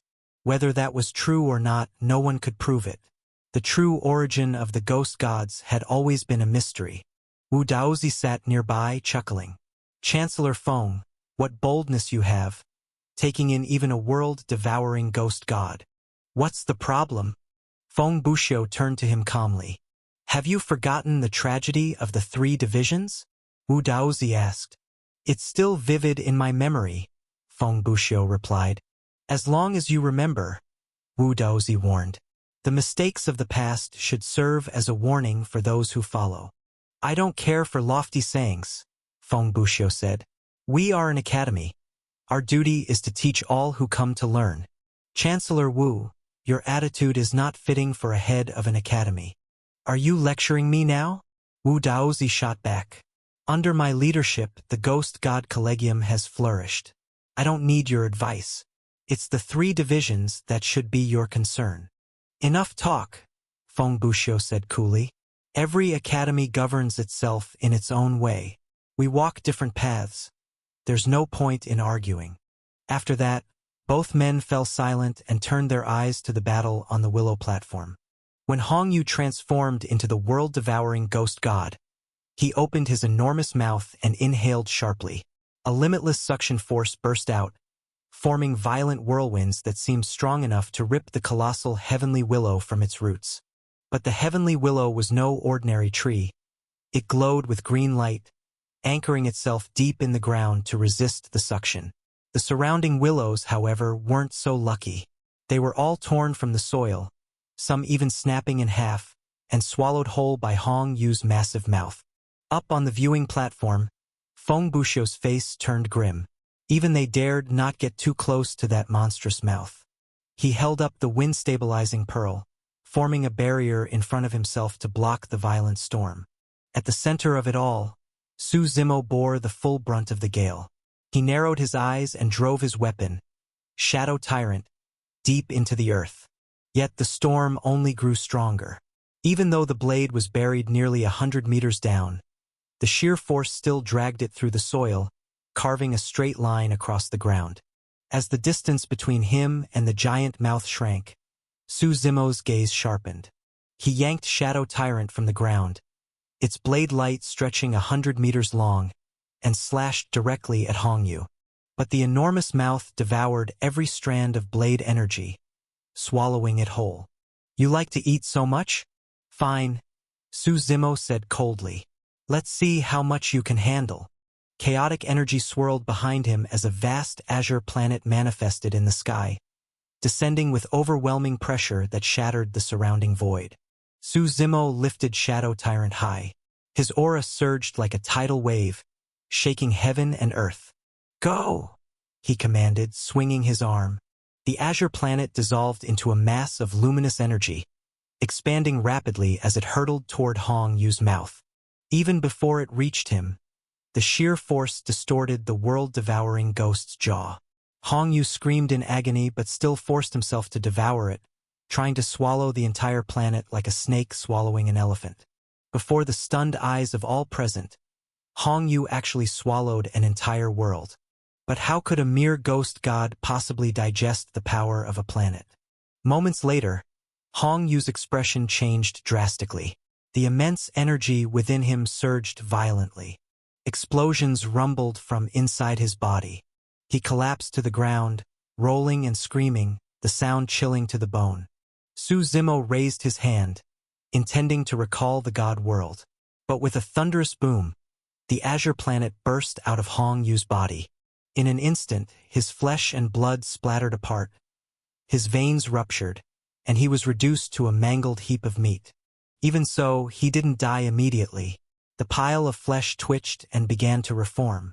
Su Zimo recalled the planet and gripped Shadow Tyrant.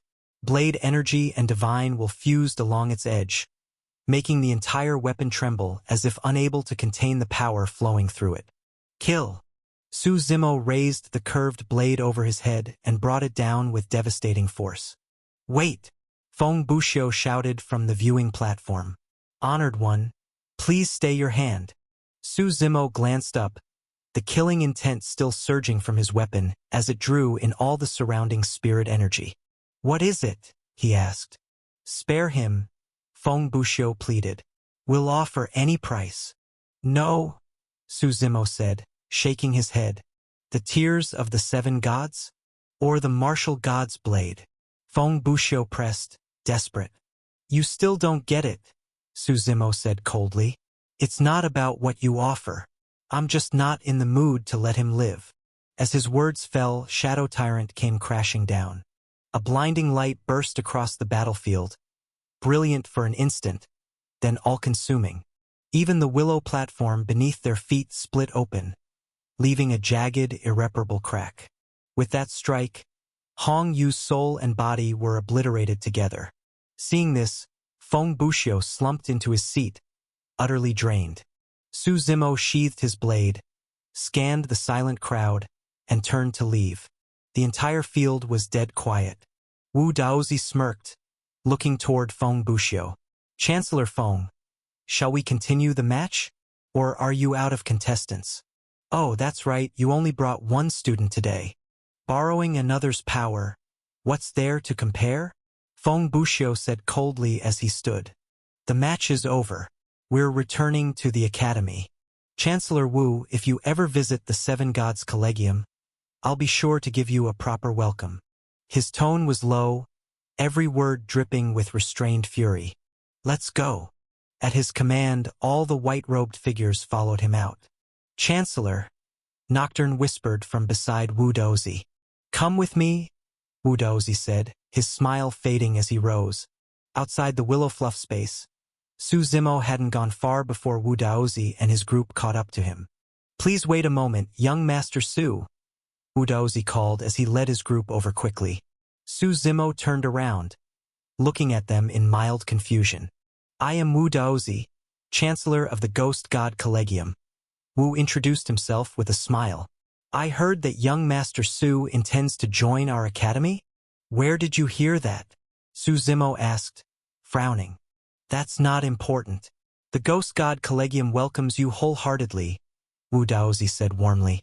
If you join, you can be directly promoted to one of the 9 Ghost Princes, with a chance to hold authority over the academy in the future. I'm not interested, Su Zimo replied, waving his hand dismissively. Then what are your plans next? Wu Daozi asked. I'll be leaving the academy, exploring the Ghost God Heaven for a while, Su Zimo replied. Chancellor Wu, you seem rather interested in me. Is staying not a better choice? The Ghost God Heaven is full of danger. Even Grand Emperors are not invincible here, Wu Daozi said. That's not something you need to worry about, Su Zimo said calmly. You killed Xian Ming and Xian Quan, Nocturne interjected sharply. If you refuse to join the academy, then you stand as its enemy. Oh? Are you going to kill me? Su Zimo asked, glancing at him. I know you're strong, Nocturne said coldly. But surely you know our Ghost God Collegium is backed by the 9 Ghost Gods. The academy itself was founded by Ghost God Kuei. You may think yourself powerful, but do you truly believe you surpass the Ghost Gods? Ghost Gods? Su Zimo smiled faintly. Last night, I nearly killed one named Abyssal Chimera. You wouldn't happen to know him, would you? How dare you slander Lord Abyssal Chimera? Nocturne snapped, his tone icy. Slander? Instead of arguing with me here, why don't you go ask him yourself? Su Zimo said lightly. Lord Abyssal Chimera is far too busy to come to the academy. You're counting on that, aren't you? Nocturne retorted. Su Zimo sighed. You can't wake a man who pretends to sleep. Fine then. I killed Xian Ming and Xian Quan, so what? I'll wait right here. Go fetch your reinforcements and see what happens. You! Nocturne pointed at him, trembling with anger. Enough, Wu Daozi said, raising a hand to stop him. Turning back to Su Zimo, he smiled. To tell the truth, There are matters we'd like to ask your help with. You'll be well rewarded. No need. I've already decided to leave the Ghost God Collegium. Don't waste your breath, Suzimo replied, shaking his head. Then he turned and walked away. Watching him go, Nocturne said furiously, "That man's arrogance is unbearable. We should crush his pride. And how do you plan to do that? Can you defeat him?" Wu Daozi asked coldly.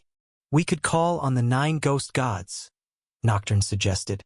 "If we ask the 9 ghost gods to solve every problem, what need is there for me to be chancellor?" Wu Daozi replied sharply. Nocturne fell silent, unable to answer. Wu Daozi's voice dropped, his tone chilling. "If you want someone to die, let him go mad for a while first." After parting with Wu Daozi and his group, Suzimo met up with Xie Chonglu, and together they returned to the Hall of Honor. Lan Canin was already waiting there. "The map you wanted," she said, tossing it to him. The map was made from the hide of a powerful beast, remarkably well preserved. When Suzimo spread it open, it stretched over 100 meters long, mountains and rivers vividly illustrated, every ridge and valley meticulously marked. The vast ghost god heaven is divided into 5 regions, Lan Canin explained, pointing to the map. The demigod region, the demighost region, the half-grave region, the Gnosi region, and the Forbidden Lands. Our ghost god Collegium is in the demigod region, while the 7 gods Collegium is located in the Gnosi region. Suzimo nodded slightly as he studied the markings. The demigod region is part of the central core area, while the Gnosi region is remote and resource-poor. That's why the 7 gods Collegium has long wanted to relocate, Lan Canin continued. "Have you ever heard of the ancient gods?" Suzimo asked suddenly. "What ancient gods?" Lan Canin looked puzzled. "Never mind. I suppose you haven't," Suzimo said, shaking his head. Lan Canin thought for a moment, then added, "You might find what you're looking for in the Ghost God Collegium's library. There's a chance it holds that kind of knowledge." "I can't go there," Suzimo chuckled. "After today, I'd say the Academy and I are completely finished." Lan Canin fell silent, deciding not to press further. After memorizing the map, Suzimo rolled it up and put it away. Nearby, Zhang Maji had gathered the students of the Celestial Sage Academy and finished preparing. "Are we leaving now?" Zhang Maji asked. "Let's go," Suzimo nodded. "Hopefully we'll meet again someday," Lan Canin said softly. Suzimo nodded slightly in return. He and Zhang Maji led the Celestial Sage students toward the outer gates of the Ghost God Collegium. As they crossed the vast square, they passed tree-lined paths filled with strange stone statues. But just as they reached the middle of the avenue, the sound of synchronized footsteps echoed around them. From both sides, groups of people charged in, surrounding them completely. At their head stood Nocturne. His aura was immense, swirling with primal energy, his white robe fluttering with the pressure. Beside him stood 4 elderly men, each exuding the might of one of the 4 symbols. Their power shook the air itself. They had long beards, wrinkled faces, and eyes that gleamed with ancient sharpness. "What's the meaning of this?" Suzimo asked with a faint smile. "You looking for a fight?" "This has nothing to do with you," Nocturne said coolly. "You may leave, but they cannot." He pointed at the students of the Celestial Sage Academy. "Why?" Zhang Maji stepped forward. "You were the one who expelled us from the academy, remember?" "That was then," Nocturne replied. "After reconsideration, the academy has decided you should stay. It's a generous offer. Don't reject it." Zhang Maji looked around, chuckled lightly, and said, "If you wanted to call us back, you could have just sent word. Was this display really necessary?" "This is the Chancellor's order," Nocturne said impatiently. "Well, I'm sorry," Zhang Maji said calmly. "From the moment you expelled us, we stopped being members of the Ghost God Collegium." "Are you sure about that?" Nocturne asked, narrowing his eyes dangerously. Zhang Maji smiled faintly, turning to Suzimo. "You always said I'd been kneeling too long. Then let me stand, just this once." He straightened his back, looking Nocturne in the eye. I'm sure. Good, Nocturne said through clenched teeth, a furious grin twisting his face. Very good indeed. Nocturne waved his right hand, and the people around him immediately surrounded Jiang Maji and the students. Each of them glared fiercely, their killing intent thick in the air. Nocturne, what are you trying to do? Jiang Maji demanded. Don't tell me you've lost your temper and now want to abuse your authority. The great ghost god Collegium, supreme among academies, has such a petty stomach. I'm not that small-minded, Nocturne said evenly. But I now suspect that you've colluded with the evil spirit. So you must cooperate with our investigation. Until the matter is fully cleared, you and your people are not going anywhere. After speaking, Nocturne turned to Su Zimo. Young Master Su, this is an internal affair of the ghost god Collegium. It has nothing to do with you. If you wish to leave, the north gate is open at all times. You're free to go. Su Zimo smiled faintly. Nocturne's reasoning was clever, reasonable enough that he couldn't be faulted by others. But what if I insist on getting involved? Su Zimo replied. He glanced at Jiang Maji, who, along with the other students, looked at him pleadingly. If they truly have ties to the evil spirit, I wouldn't interfere in your academy's business, Su Zimo said calmly. But this is clearly just meant to disgust me. You're trying to rattle the tiger by striking the mountain, aren't you? Interpret it however you like, Nocturne said coolly. It's still an internal matter. If that's how you want it, then I'll make your internal matter mine, Su Zimo shot back. Nocturne, why waste words with him? One of the four symbols elders said coldly. Just take them down. Nocturne hesitated, weighing the risks, unsure if he could truly match Su Zimo's strength. What's the hesitation for? Another elder snapped. If you won't move, I will. As an elder of the disciplinary hall, do you lack even this much courage? Enough. Nocturne cut him off, his tone sharp. Form the array. The four symbols elders rose into the air, positioning themselves around Su Zimo and his group. You killed many of my Black Tortoise lineage's disciples, said the elder of the Black Tortoise branch coldly. Today, you'll pay with your life. With just you four? Su Zimo chuckled. The Black Tortoise elder didn't answer. He simply reached into his robe and took out an item, a shrunken tortoise shell. He tossed it upward, and it instantly expanded 1,000-fold, covering a quarter of the sky. Mysterious runes flared across its surface, radiating ancient power. Next, the Azure Dragon Elder produced a dragon scale. The scale shimmered, transforming into a vast dragon that coiled across the sky, its roar echoing as its might swept over the field. The White Tiger Elder held a tiger's eye, the third eye of a white tiger. The eye burst with dazzling light, and a colossal tiger manifested, its aura ferocious enough to crush the heavens. The Vermilion Bird Elder held a crimson feather, vivid and lifelike, flickering with flames. When he cast it skyward, it transformed into a blazing vermilion bird. Its cry pierced the air, and fire swept across half the heavens, turning the sky deep red. The four stood at the four cardinal points, surrounded by their respective divine beasts. Their combined aura shook the heavens, dragon and tiger clashing, bird and tortoise resonating.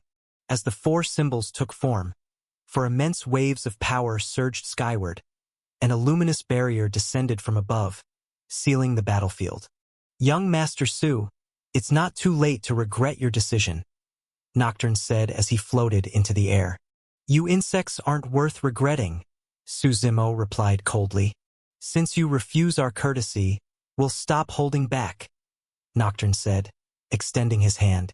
The diagram of mountains and rivers appeared in his palm. What now?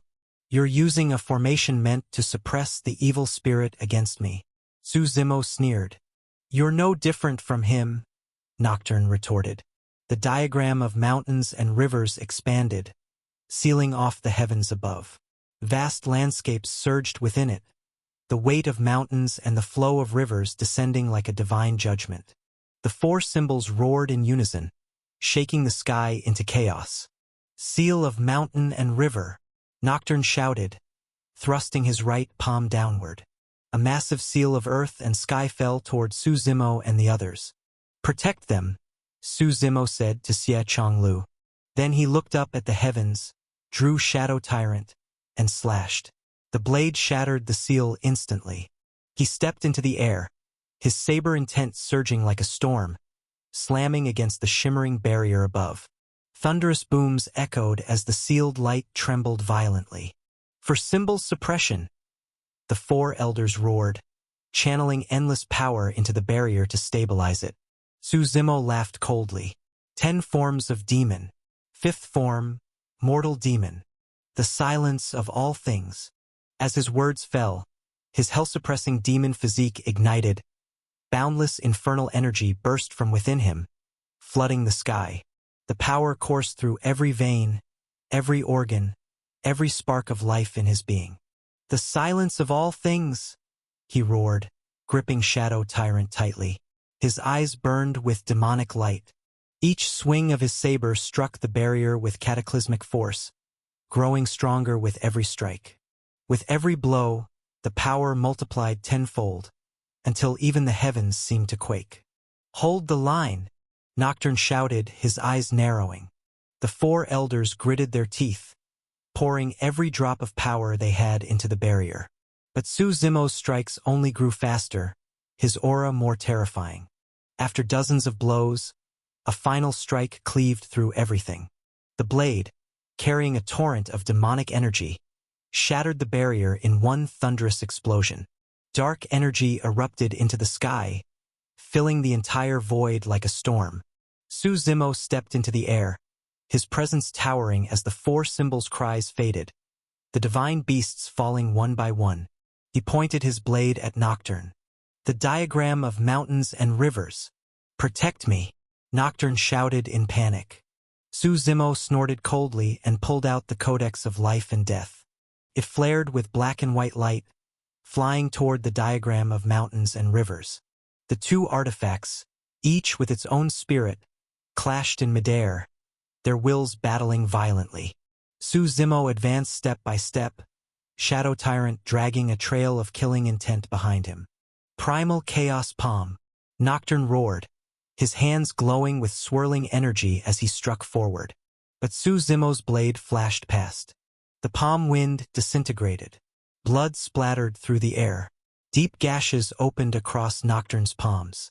"Tell me," Su Zimo said coldly, "how do you want to die?" Nocturne met his gaze for a brief moment, then turned and bolted toward the inner grounds of the Ghost God Collegium. Su Zimo sneered. "You think you can run?" He swung Shadow Tyrant once more. The saber light tore through space at lightning speed, faster than Nocturne could flee. A flash of light, a scream, then silence. Blood scattered through the air as Nocturne was cut cleanly in half. Even split in two, his body still twitched and squirmed, slowly beginning to heal. "You dare kill me within the Ghost God Collegium?" Nocturne forced down his panic and growled. "You dared to do it first, why shouldn't I?" Su Zimo replied calmly. He slowly raised Shadow Tyrant, the saber gleaming as it lifted above his head. "Chancellor, save me!" Nocturne shouted desperately toward the sky. "Young Master Su, please stay your hand," came Wu Daozi's voice. A moment later, a giant spectral hand tore open the heavens, and Wu Daozi's misty form descended from above. "When did Chancellor Wu develop a habit of spying on people?" Su Zimo asked with a half-smile. "I just arrived, young Master Su. Don't misunderstand." Wu Daozi's expression stiffened, though he quickly recovered with a polite smile. "Oh? What is it, then?" Su Zimo asked. Nocturne acted recklessly. "I'll apologize to you on his behalf," Wu Daozi said. "But he cannot be killed." "And why can't he?" Su Zimo asked. "Because this is the Ghost God Collegium," Wu Daozi replied.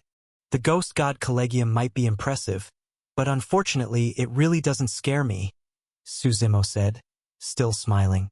"Young Master Su," Wu Daozi said, his smile fading, "I advise you to think carefully before you act.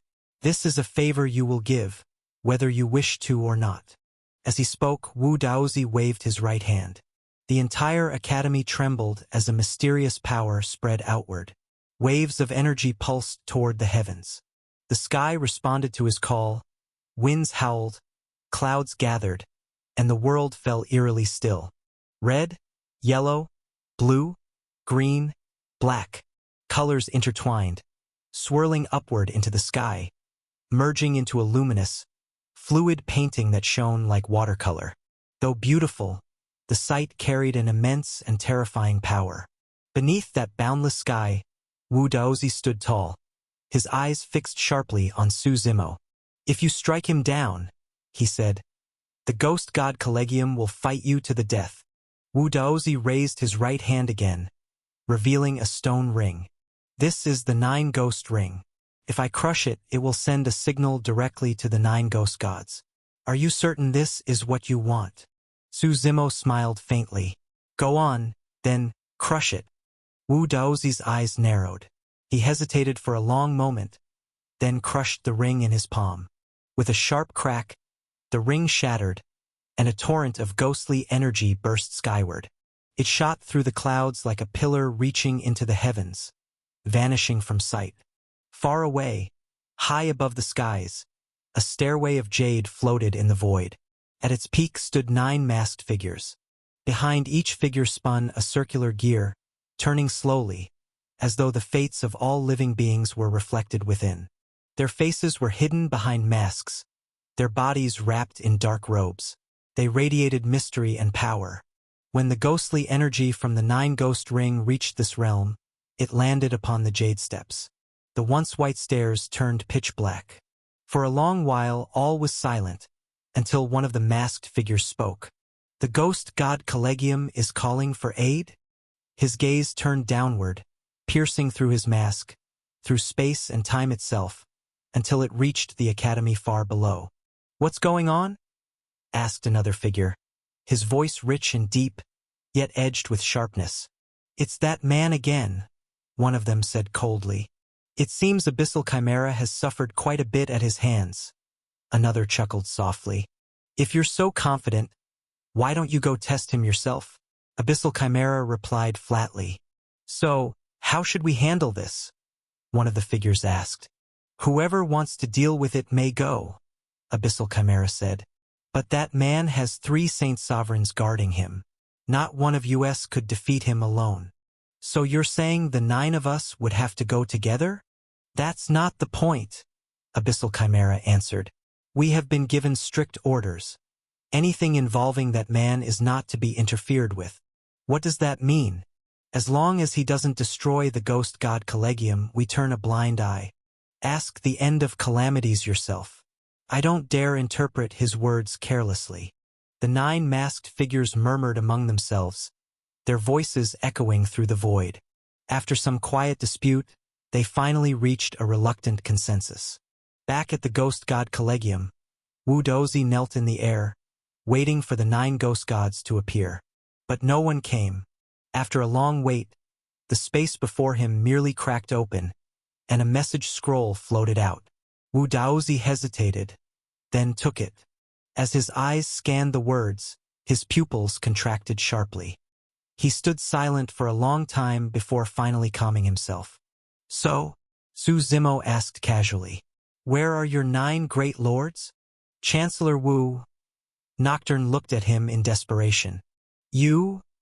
Wu Daozi was silent for a long moment, then turned and left without another word. "Do as you will," he said coldly as his figure vanished. Nocturne froze in place, drenched in cold sweat. "Chancellor Wu, you can't just leave. You ordered this," he shouted. But Wu Daozi ignored him completely. Nocturne turned to Su Zimo in panic. "It wasn't my idea. He was the one who planned it." "Who planned it doesn't matter," Su Zimo said with a faint smile. "What matters is, you stood in front of me." He raised his saber. "When you stick your head out, you have to be ready to lose it." As he spoke, Shadow Tyrant fell. Nocturne tried desperately to dodge, but it was useless. With a single strike, his head flew, and even his soul was seized midair. Su Zimo's hand pulsed with thunderous energy, and lightning roared down. Explosions filled the void. When the thunder faded, Nocturne's soul had been annihilated completely. After killing him, Su Zimo glanced up at the heavens. A faint smile tugged at the corner of his lips.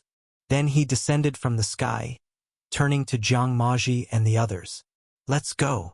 Young Master Su, your kindness is a debt we can never repay, Jiang Maji said, kneeling along with the students of the Celestial Sage Academy. Su Zimo waved his hand lightly.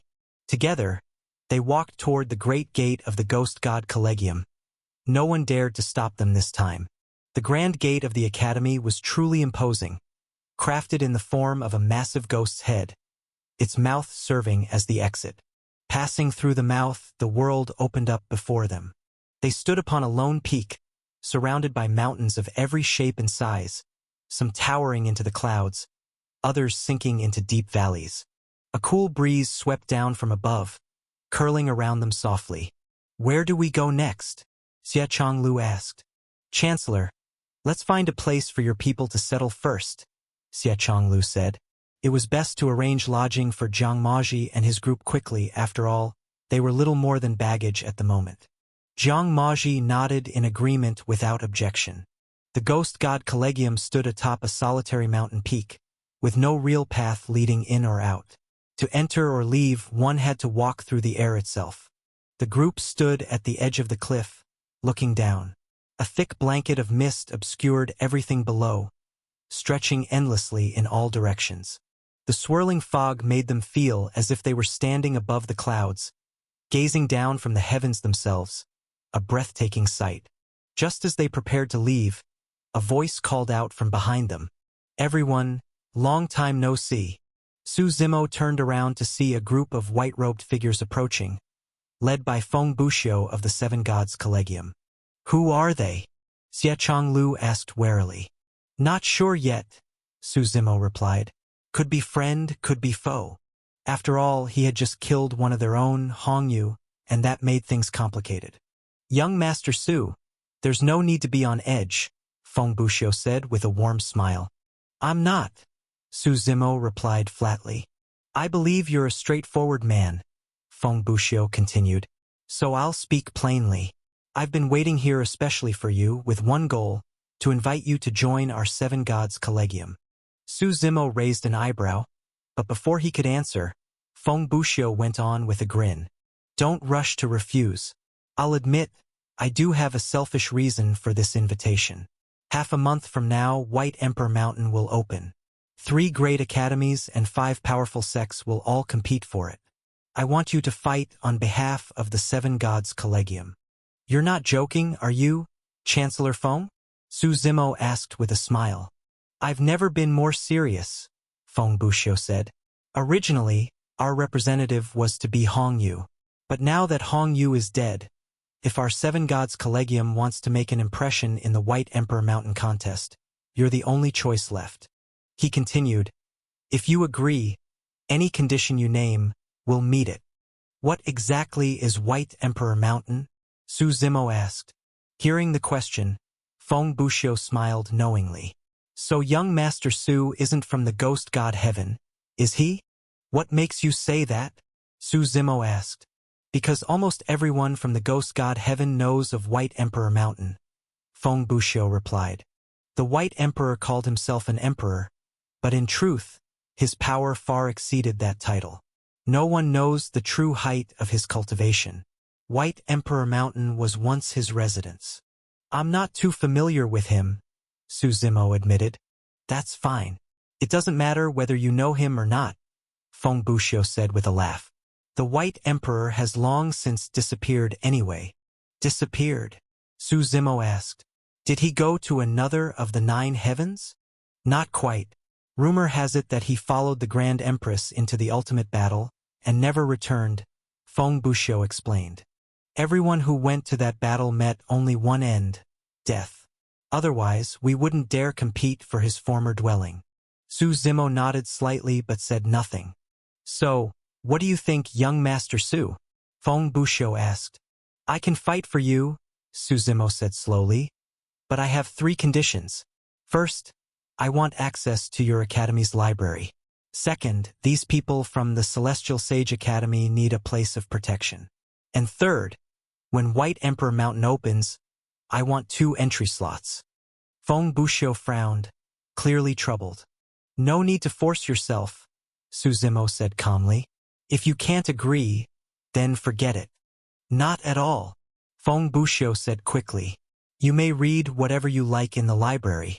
As for the people from the Celestial Sage Academy, they can simply join our 7 Gods Collegium. We'll take them in. As for the slots, that's trickier. Even the first place team only gets 3. That's your problem, not mine, Su Zimo said flatly. There'll still be 1 slot left, won't there? My conditions won't change. Feng Buxiu hesitated for a long moment before finally nodding. Very well. I agree. But you must promise me you'll take first place. Su Zimo gave a small nod. The competition will be in half a month, Feng Buxiu said. Let's return to the 7 Gods Collegium and make preparations.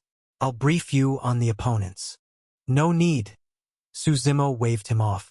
Unless someone among them has reached the Saint Sovereign Realm, there's nothing to discuss. He knew that was virtually impossible. Reaching the Saint Sovereign Realm among peers of the same generation was nearly unheard of.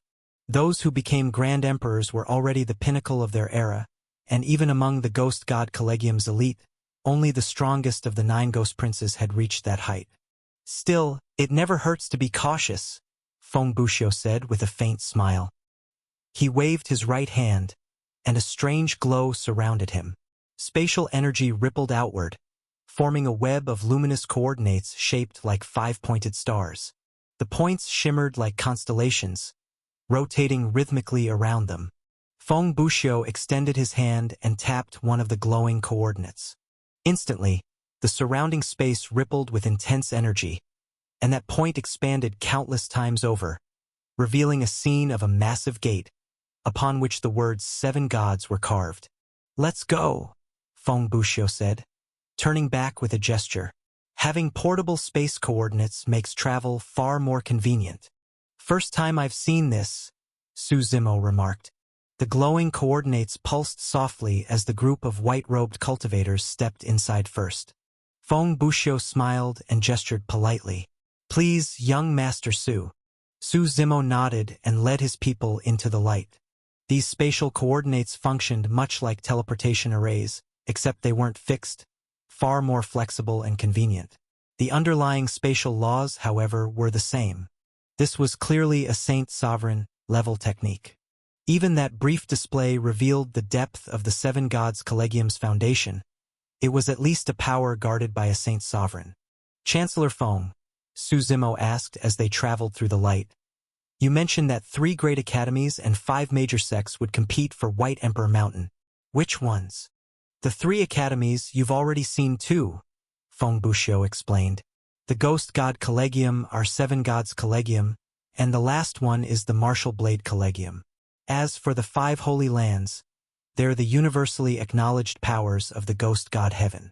They're spread across its 5 regions: Desolate Temple, Sinful Abyss God Realm, Primal Monastery, Northern Mountain, and the Dragon Demon God Realm. Sounds interesting enough, Su Zimo said with a faint smile. You may rest for a while, Feng Buxiu said with a nod. Even with these space coordinates, it's still quite a distance from the Demigod region to the Noci region. It'll take about 3 days to reach the 7 Gods Collegium. Su Zimo nodded again, sitting cross-legged.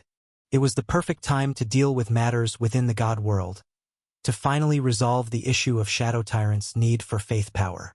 Without that divine energy, Shadow Tyrant would never be able to unleash its full strength. As his consciousness entered the God world, Su Zimo immediately sensed the situation. The chaotic forces had nearly conquered the entire realm. All 4 continents of the God world had fallen. Chaos had not only defeated every powerful cultivator in these lands, it had also subjugated countless beasts that chose to follow it. Now every city had submitted. Chaos decreed that all citizens must offer up resources to it every month. The oppression had reached its limit. Everyone hated it, yet everyone feared it. Rumors about chaos spread endlessly, and the tension between suppression and rebellion continued to build. Within the myriad beast realm, Su Zimo stood beside Chaos. "Master, I've done everything you ordered," Chaos said. "Well done. I'll handle the rest," Su Zimo replied with a faint smile. In the God World's northern region, the city of Flamestone was once a famous and thriving place.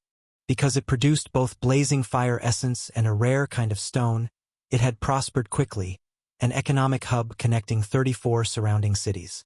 It stood at the very heart of the northern region. But after chaos appeared, a great battle broke out. The city's north and east gates fell, and Flamestone was defeated and forced to surrender. Now the city was under reconstruction. The fires and rocks that once gave it strength also made its climate harshly dry. Dust storms swept the land, and the ground was cracked in countless lines. On this day, yellow sand filled the air. Through the haze, a lone figure slowly approached from the distance.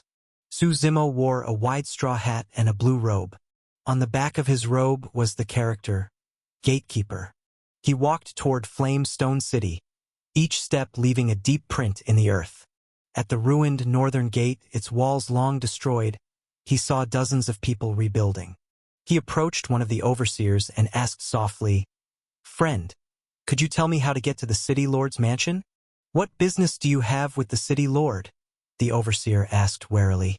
"I've come for the beast," Su Zimo answered. "What beast?" the man asked, eyes narrowing. "The one born of chaos, massive in form and violent in nature," Su Zimo replied. You mean that monster?" the overseer stammered. "Oh, you've seen it," Su Zimo asked calmly. "It attacked Flamestone not long ago," the man said, pointing at the ruins around them. "All this is what it did. You know that creature." "I'm ashamed to say I don't," Su Zimo said, shaking his head. "But I'll speak of it with your city lord directly." "I am a general of the city lord's mansion," the man replied quickly. "I can take you there." "Then I'll trouble you," Su Zimo said with a polite nod. As they crossed Flamestone, Su Zimo saw how far the once prosperous city had fallen. Shops were shuttered. Citizens hid inside their homes. The streets were silent. Only the scars of war remained. Autumn itself seemed to have merged with the city's desolation. Inside the city lord's mansion, Qin Haosher sat at the head of the hall. Beside him was an old man wrapped completely in a gray robe, huddled in the corner. Below them sat several of the city's remaining officials and defenders. "City Lord, that monster demands 100,000 stones and flames this month," one man said gloomily. "Where can we possibly find that much? At this rate, Flamestone will be destroyed. If we don't pay, we'll all die anyway," another countered. "Then maybe we should abandon the city." "Where would we go? I've heard the entire land is under its rule. There's no escape from oppression." "Then what do you suggest? Sit here and wait to die?" "Enough," Qin Haosher said sharply. "Let's hear what the city lord has to say." The hall fell silent. Qin Haosher's brow had been furrowed the entire time. He sighed, then turned to the gray-robed man beside him. "Literature sovereign, what do you think?" This so-called literature sovereign was no ordinary man. His reputation was vast. One of the 6 sovereigns, he was a peer of the sword sovereign of mighty heavenly sword region. "There's no good way," literature sovereign said calmly. "Either we fight to the death, or we submit." His deep eyes seemed to pierce through layers of reality, reading every thought in the room. "Is that really all?" Qin Haosher murmured, closing his eyes in thought. At that moment, the overseer entered with Su Zimo. "City Lord, someone wishes to see you," the man announced. "I said not to interrupt. Can't you see we're in council?" Qin Haosher snapped. "City Lord, it's about the monster," the overseer said quickly. "What about it?" Qin Haosher asked, frowning. "Tell him," the overseer said, gesturing to Su Zimo. Su Zimo gave a faint smile, clasped his hands in a polite salute, and said evenly, "I am a gatekeeper from the primordial domain. I've come for that monster. Primordial domain? Gatekeeper. Qin Haoshi repeated, frowning. Never heard of it. I've lived in seclusion all my life, deep in the western mountains, where few ever go, Su Zimo explained. It's not surprising you haven't heard of us. What do you want, then? Qin Haoshi asked. When this world was first formed, chaos reigned, Su Zimo said slowly. My sect's ancestor rose from seclusion, suppressed countless beasts, and sealed them within the primordial domain. My line has guarded that place for generations. Recently, I discovered that one of the seals had been broken. A peerless beast escaped. I came down the mountain to find it. I've never heard of this primordial domain, Literature Sovereign said quietly. There's no record of it in any historical texts. In that era, our ancestor destroyed all records of his deeds, Su Zimo replied. He wished both the domain and its history to fade into legend. No one expected the seal to break again, revealing what was meant to stay buried. Then what about your ancestor? Surely he knew how to defeat the beast, someone asked eagerly. The ancestor has long since passed away. I am the current gatekeeper of Primordial Domain, Su Zimo said calmly. And yes, there is a way to destroy the creature. What way? Qin Haoshi asked, rising from his seat. To slay the beast, my ancestor forged a blade, a divine weapon called Shadow Tyrant, Su Zimo said slowly. Whoever wields the God Blade can kill the monster. The God Blade, Literature Sovereign muttered to himself, then asked, and where is this blade now? That monster knows the power of the God Blade as well, Su Zimo said. Right now, it's guarding the blade atop Daoslang Mountain. Daoslang Mountain? And where is that? Everyone asked in confusion. It lies above the northern sea, Su Zimo replied. A solitary peak rising from the endless waters. The northern sea truly is vast, Literature Sovereign nodded. It's the greatest ocean in the northern lands. For there to be a peak upon it, quite possible indeed. But the sea is immense. Finding it won't be easy. And with that monster guarding the blade, we can't face it head-on. We'll need a way to draw it away if we're to seize the God Blade. After speaking, Literature Sovereign looked to Su Zimo. Do you have a plan? That part is simple, Su Zimo said. Gather all 6 of the sovereigns. Announce to the entire world that you'll fight the monster head-on. While you battle it, I'll take the chance to steal the God Blade. What if we're discovered? Someone asked. If we're discovered, then so be it, Su Zimo answered. The blade is anchored to the solitary peak. The monster can't take it away since you've already decided to fight to the death. What difference does it make? In that case, I'll contact the other 5 sovereigns, Literature Sovereign said, standing. We'll fight the monster together. Better to die standing than live crawling. Then, my friend, stay here at my estate for a few days, City Lord Qin Haoshi said. Once everyone is gathered, we'll set out.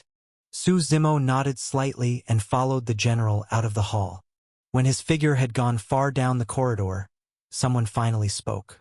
Can we trust this man? His story sounds too strange to be true. If the primordial domain really existed, how is it that even Literature Sovereign hasn't heard of it? Another asked. Qin Haoshi stayed silent and looked toward Literature Sovereign. He knew he was a man of great wisdom. Here's what we'll do, Literature Sovereign said, standing. We'll prepare on 2 fronts. First, notify the other sovereigns and rally everyone to face the monster. Second, we'll investigate this man's background, and I'll test him myself. Everyone nodded. At this point, there was little else to be done. They all knew that if things continued as they were, even the right to choose would be taken from them. The city lord's general led Su Zimo to a quiet courtyard. Sir, you may stay here for the next few days. Once everyone has gathered, we'll inform you immediately, the general said. My thanks, Su Zimo nodded, saying nothing more.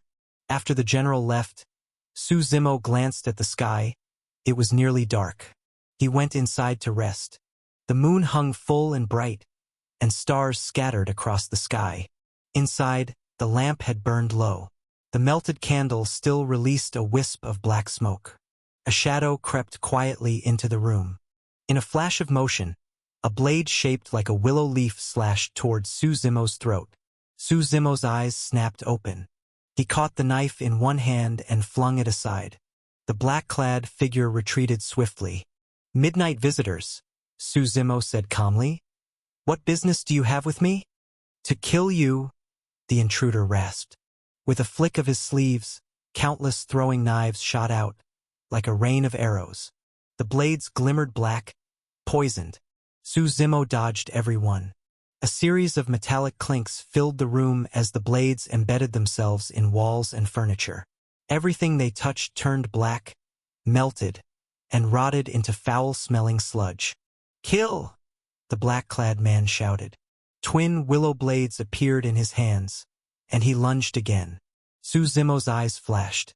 He caught the man's wrist and twisted, redirecting his force. The attacker was flung backward with explosive strength. Boom! He crashed into the doorway, shattering the entire frame and tumbling into the courtyard beyond. He staggered up, ready to charge again, but Su Zimo said lightly, "Literature Sovereign, there's no need for these games. If you don't trust me, you could have just said so." At those words, the black-clad man froze. After a moment's silence, he reached up and removed his mask. "Forgive me, sir," Literature Sovereign said. "It's not that I don't trust you. I merely wanted to test your strength, to see if you truly have the power to claim the God Blade." "And your conclusion?" Su Zimo asked. "I'm convinced," he replied. "I hope you understand. This isn't mere suspicion. We're gambling the fate of the entire world. We can't afford to lose." "You won't lose," Su Zimo said quietly. "If our primordial ancestor once suppressed that beast, then so can I." As he spoke, a thought stirred in his mind. This God world was his creation, his world. Whatever happened, he would never allow it to be destroyed. "Then I'll take your words as a blessing," Literature Sovereign said, bowing slightly. "Forgive my intrusion tonight." Watching his retreating figure, Su Zimo let out a soft chuckle. He returned to his room. The next few days passed uneventfully. Su Zimo stayed in the courtyard for 5 days. On the morning of the 6th, Qin Haosher arrived with a group of men. Behind him stood many figures, each radiating immense power. Their presence restrained yet overwhelming, their eyes sharp and deep. They were clearly the strongest warriors the continent could offer. At the front stood 6 particularly remarkable figures. Alongside Literature Sovereign and In Ruazuo of mighty Heavenly Sword region were 4 others, all equal in stature.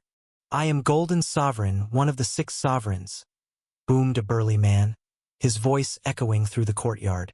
"They say you know how to destroy that monster. If that's true, command us as you will." "I assume City Lord Qin has already told you the plan," Su Zimo said. "All of you will distract the monster. I'll retrieve the God Blade. With the blade in hand, our odds of victory will rise by at least 30%. "Good. I've had enough of that creature already," the Golden Sovereign growled. "We've prepared ships," Qin Haosher said. "Thousands of men will sail with us. Together we'll find that lone peak." Everyone nodded. After a brief round of preparations, several hundred warriors took to the skies, their formation grand and imposing.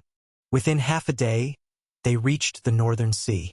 A vast expanse of water spread before them, not beautiful, but wild and seething, foaming like a sea of boiling glass. Upon its surface, hundreds of ships lay waiting in silence. 100 great ships were moored by the shore, each one massive. Every vessel was built for war, majestic and towering, each stretching over 100 meters long. "Board the ships!" Literature Sovereign's shout echoed over the harbor. Hundreds of cultivators moved in perfect order, stepping aboard their assigned vessels. When all was ready, Qin Haosher stood proudly at the bow of the leading ship. He raised both hands and shouted, "Raise the sails, set off!" With a thunderous rumble, the fleet came alive. 100 ships surged forward together, cutting through the foaming, endless waters. The sea stretched vast and boundless, The sky reflected upon its surface. The pale, bubbling waves churned as though the ocean were boiling, murmuring with a deep, endless gurgle. After departing the harbor, the fleet split into 4 directions. Each of the 6 sovereigns led a squadron to search their assigned area. Su Zimo traveled aboard one vessel with Qin Haoshi and Literature Sovereign. When the voyage steadied, Literature Sovereign approached Su Zimo with a smile. "Sir Su," he said, "are you prepared?" "I'm always ready," Su Zimo replied. Literature Sovereign sat down beside him on the deck. "Tell me," he asked, "does your primordial domain still have others alive?" "No," Su Zimo answered calmly. "Our lineage passes through a single successor each generation.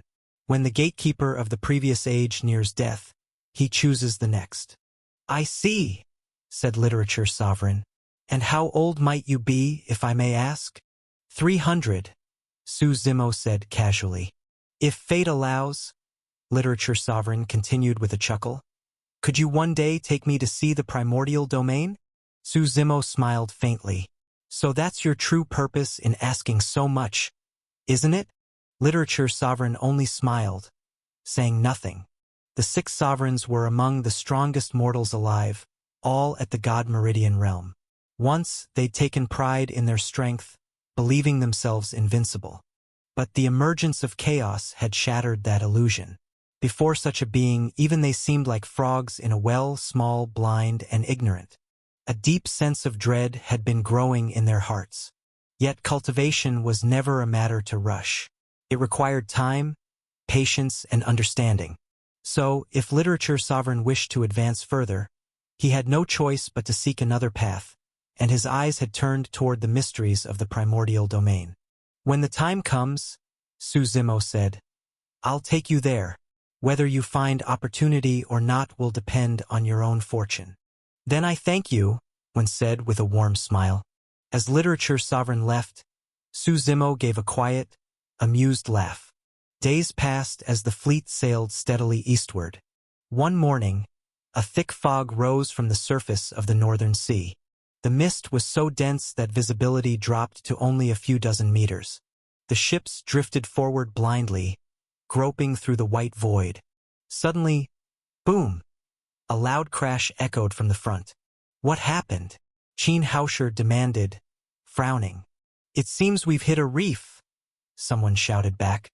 Moments later, exclamations rang from the lead ship. "The Daoslang Mountain! City Lord! Come look! We've found it!" Shouts of excitement rippled through the fleet. Qin Haoshi's eyes narrowed. He sprang into the air and flew toward the prow. "Come, Sir Su," Literature Sovereign said with a grin. "Let's take a look."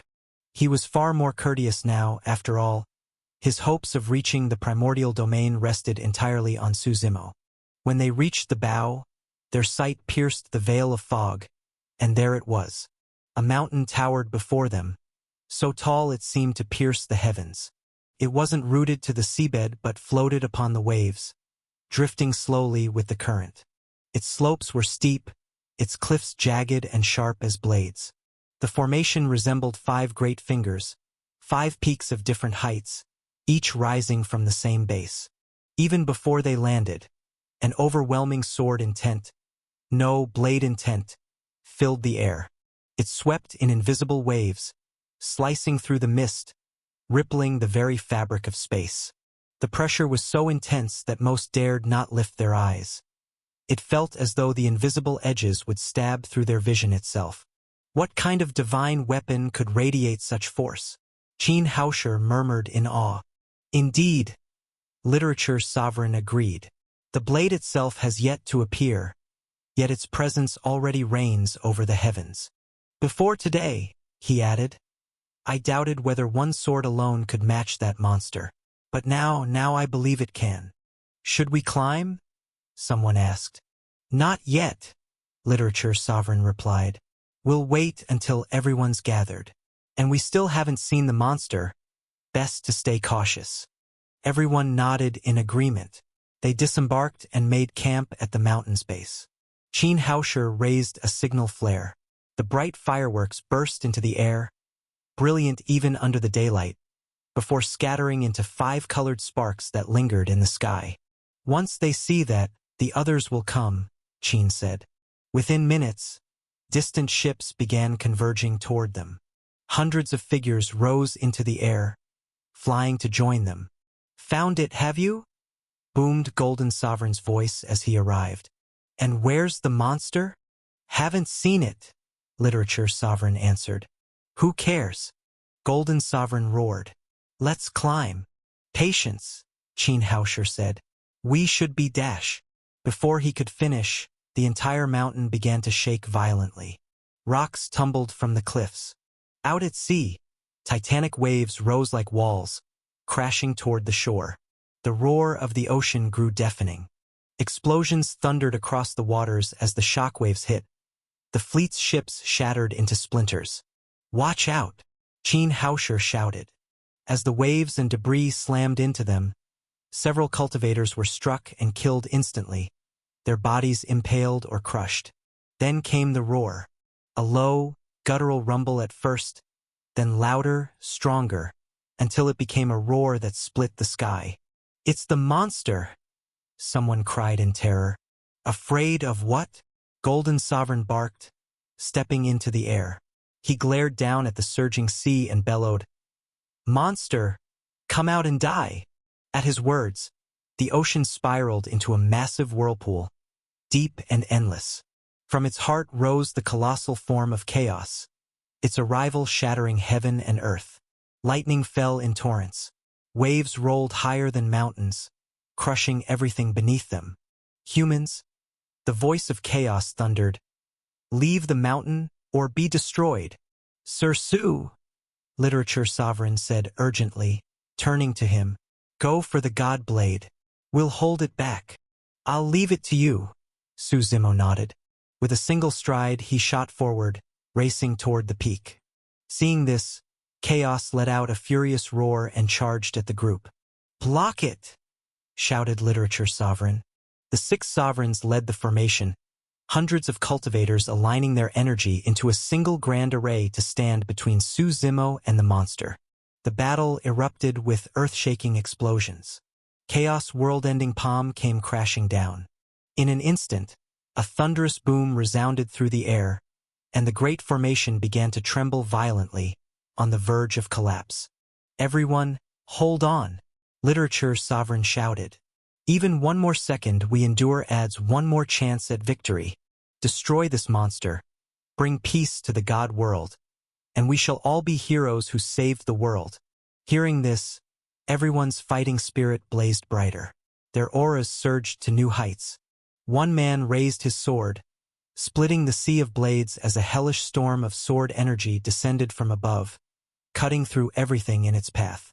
Another transformed into a massive bat, his eyes gloomy and sharp, unfurling his wings to release a swarm of countless smaller bats that filled the sky.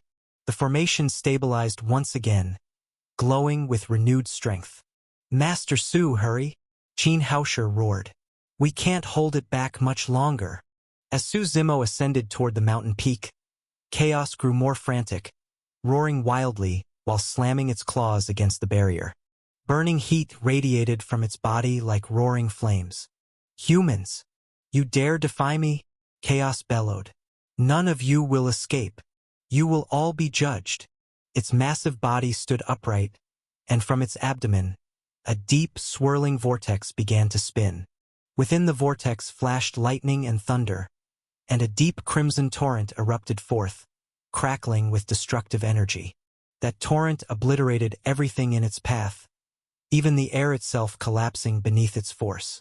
With a single deafening boom, the crimson surge struck the barrier. It held for only a brief moment before both the barrier and the formation shattered completely. Hundreds of figures were flung backward.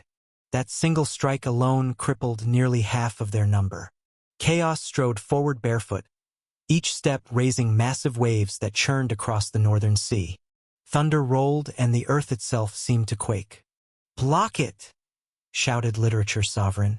He struck the ground with his palm and launched himself into the air, hovering in the void. His lips moved quickly in incantation.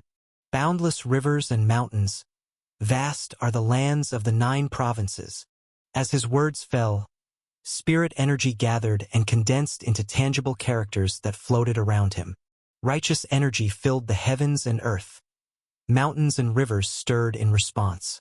Each glowing character carried the weight of Taoist might, pressing down with the force to shatter the very void as they descended upon chaos. Such petty tricks, chaos sneered. With a roar, it slashed its iron-like claws through the air, tearing apart the Taoist characters one by one. Enough arrogance, roared Sword Sovereign Inruazuo of mighty heavenly sword region, stepping forward with his sword in hand. A breathtaking sword aura cleaved through the sky, splitting the heavens in two as it struck chaos squarely. Another thunderous explosion rang out. The sword aura dissipated, but chaos remained completely unharmed. This creature's defense is too strong, Inruazuo said grimly. Among the 6 sovereigns, the one known as the Spear Sovereign, Wang Te, stepped forward and said, "All beast-born creatures develop intelligence late, but they are born with incredible defenses. This one's body is indestructible. Without that divine blade, there's no way to wound it. Then no matter what, we must stop it here," Golden Sovereign Wei Jinwang said firmly. "This may be our final battle." "Starfire Spear," Wang Te shouted, raising his long spear. The tip of his weapon pointed toward chaos, and suddenly it split into 3 shining spears, each surrounded by swirling star rivers. The very void seemed to turn into a starry sky. "Kill!" With a roar, Wang Te's spear shot forward, a stream of starlight moving faster than the eye could follow, aimed directly at Chaos's eyes. Beasts were strong, but their weakness was their eyes. He intended to end it with one decisive strike. But as Chaos's claws swept down, the spear was swatted aside like a twig, vanishing into the sea. "Hold on just a little longer. The God Blade will soon be ours," Qin Haosher yelled. He looked up to see Su Zimo already standing at the mountain summit. "Come down here," Chaos roared, leaping into the air toward the peak. Its massive body slammed into the mountain, shaking it so violently it nearly snapped in half at the midpoint. The 6 sovereigns, eyes red with fury, stood up once more, meeting chaos head-on. Their bodies were covered in blood, their breaths weak, but they dragged their battered forms forward for one final stand. "You damned insects!" Chaos howled, each strike of its claws heavy as mountains, shattering the air and raising waves thousands of feet high. "Kill! Even if we die, it is an honor," someone shouted. "To die for a bright and peaceful world, it's worth it." One by one, they fell beneath Chaos' claws. Qin Haosher charged ahead, his aura blazing as he prepared to self-destruct in front of Chaos. "Lord Qin!" someone screamed, but just as he was about to explode, a blade light from the heavens split the sky, striking between him and Chaos with a blinding explosion. The attack threw Chaos back and stopped Qin Haosher's self-destruction. "What?" Everyone looked up in shock. On the mountain peak stood Su Zimo, holding the God Blade, Shadow Tyrant with both hands, standing proudly against the raging storm. His entire body radiated cutting intent, slicing the very air around him. "He got it!" someone shouted joyfully. "The God Blade! He's obtained the God Blade!" cried one of the 6 sovereigns. "Today marks the monster's death." Su Zimo descended from the mountain, his expression calm, though his eyes were slightly narrowed. He looked at the others and said, "Things have changed. I'll hold the creature off. You all return to Flame Stone City." "What happened?" Literature Sovereign asked, startled. "This divine blade isn't quite what I expected," Su Zimo said slowly. "It's difficult to explain now. Retreat to Flame Stone City first. I'll explain everything when I return." Everyone exchanged uncertain glances, but in the end, they nodded. Of the hundreds who had set out, barely 30 survived. They stepped across the sea, vanishing toward the horizon. Chaos roared again, trying to chase after them, but Su Zimo blocked its path. When all the others were gone and no traces remained, Suzimo finally lowered his blade and said calmly, "That's enough. They're gone." Chaos chuckled darkly. "How was that, my lord? I acted pretty well, didn't I?" "Not bad," Suzimo replied. "Prepare for the next stage. Attack Flame Stone City." "Understood." Chaos nodded, its massive body sinking back into the endless ocean. Suzimo looked toward the distant horizon, then struck himself several times across the chest until blood spattered and his flesh was torn. Only then did he turn and flee toward Flame Stone City, pretending to be gravely wounded. 3 days later, a weary and bloodied group of survivors finally emerged from the northern sea.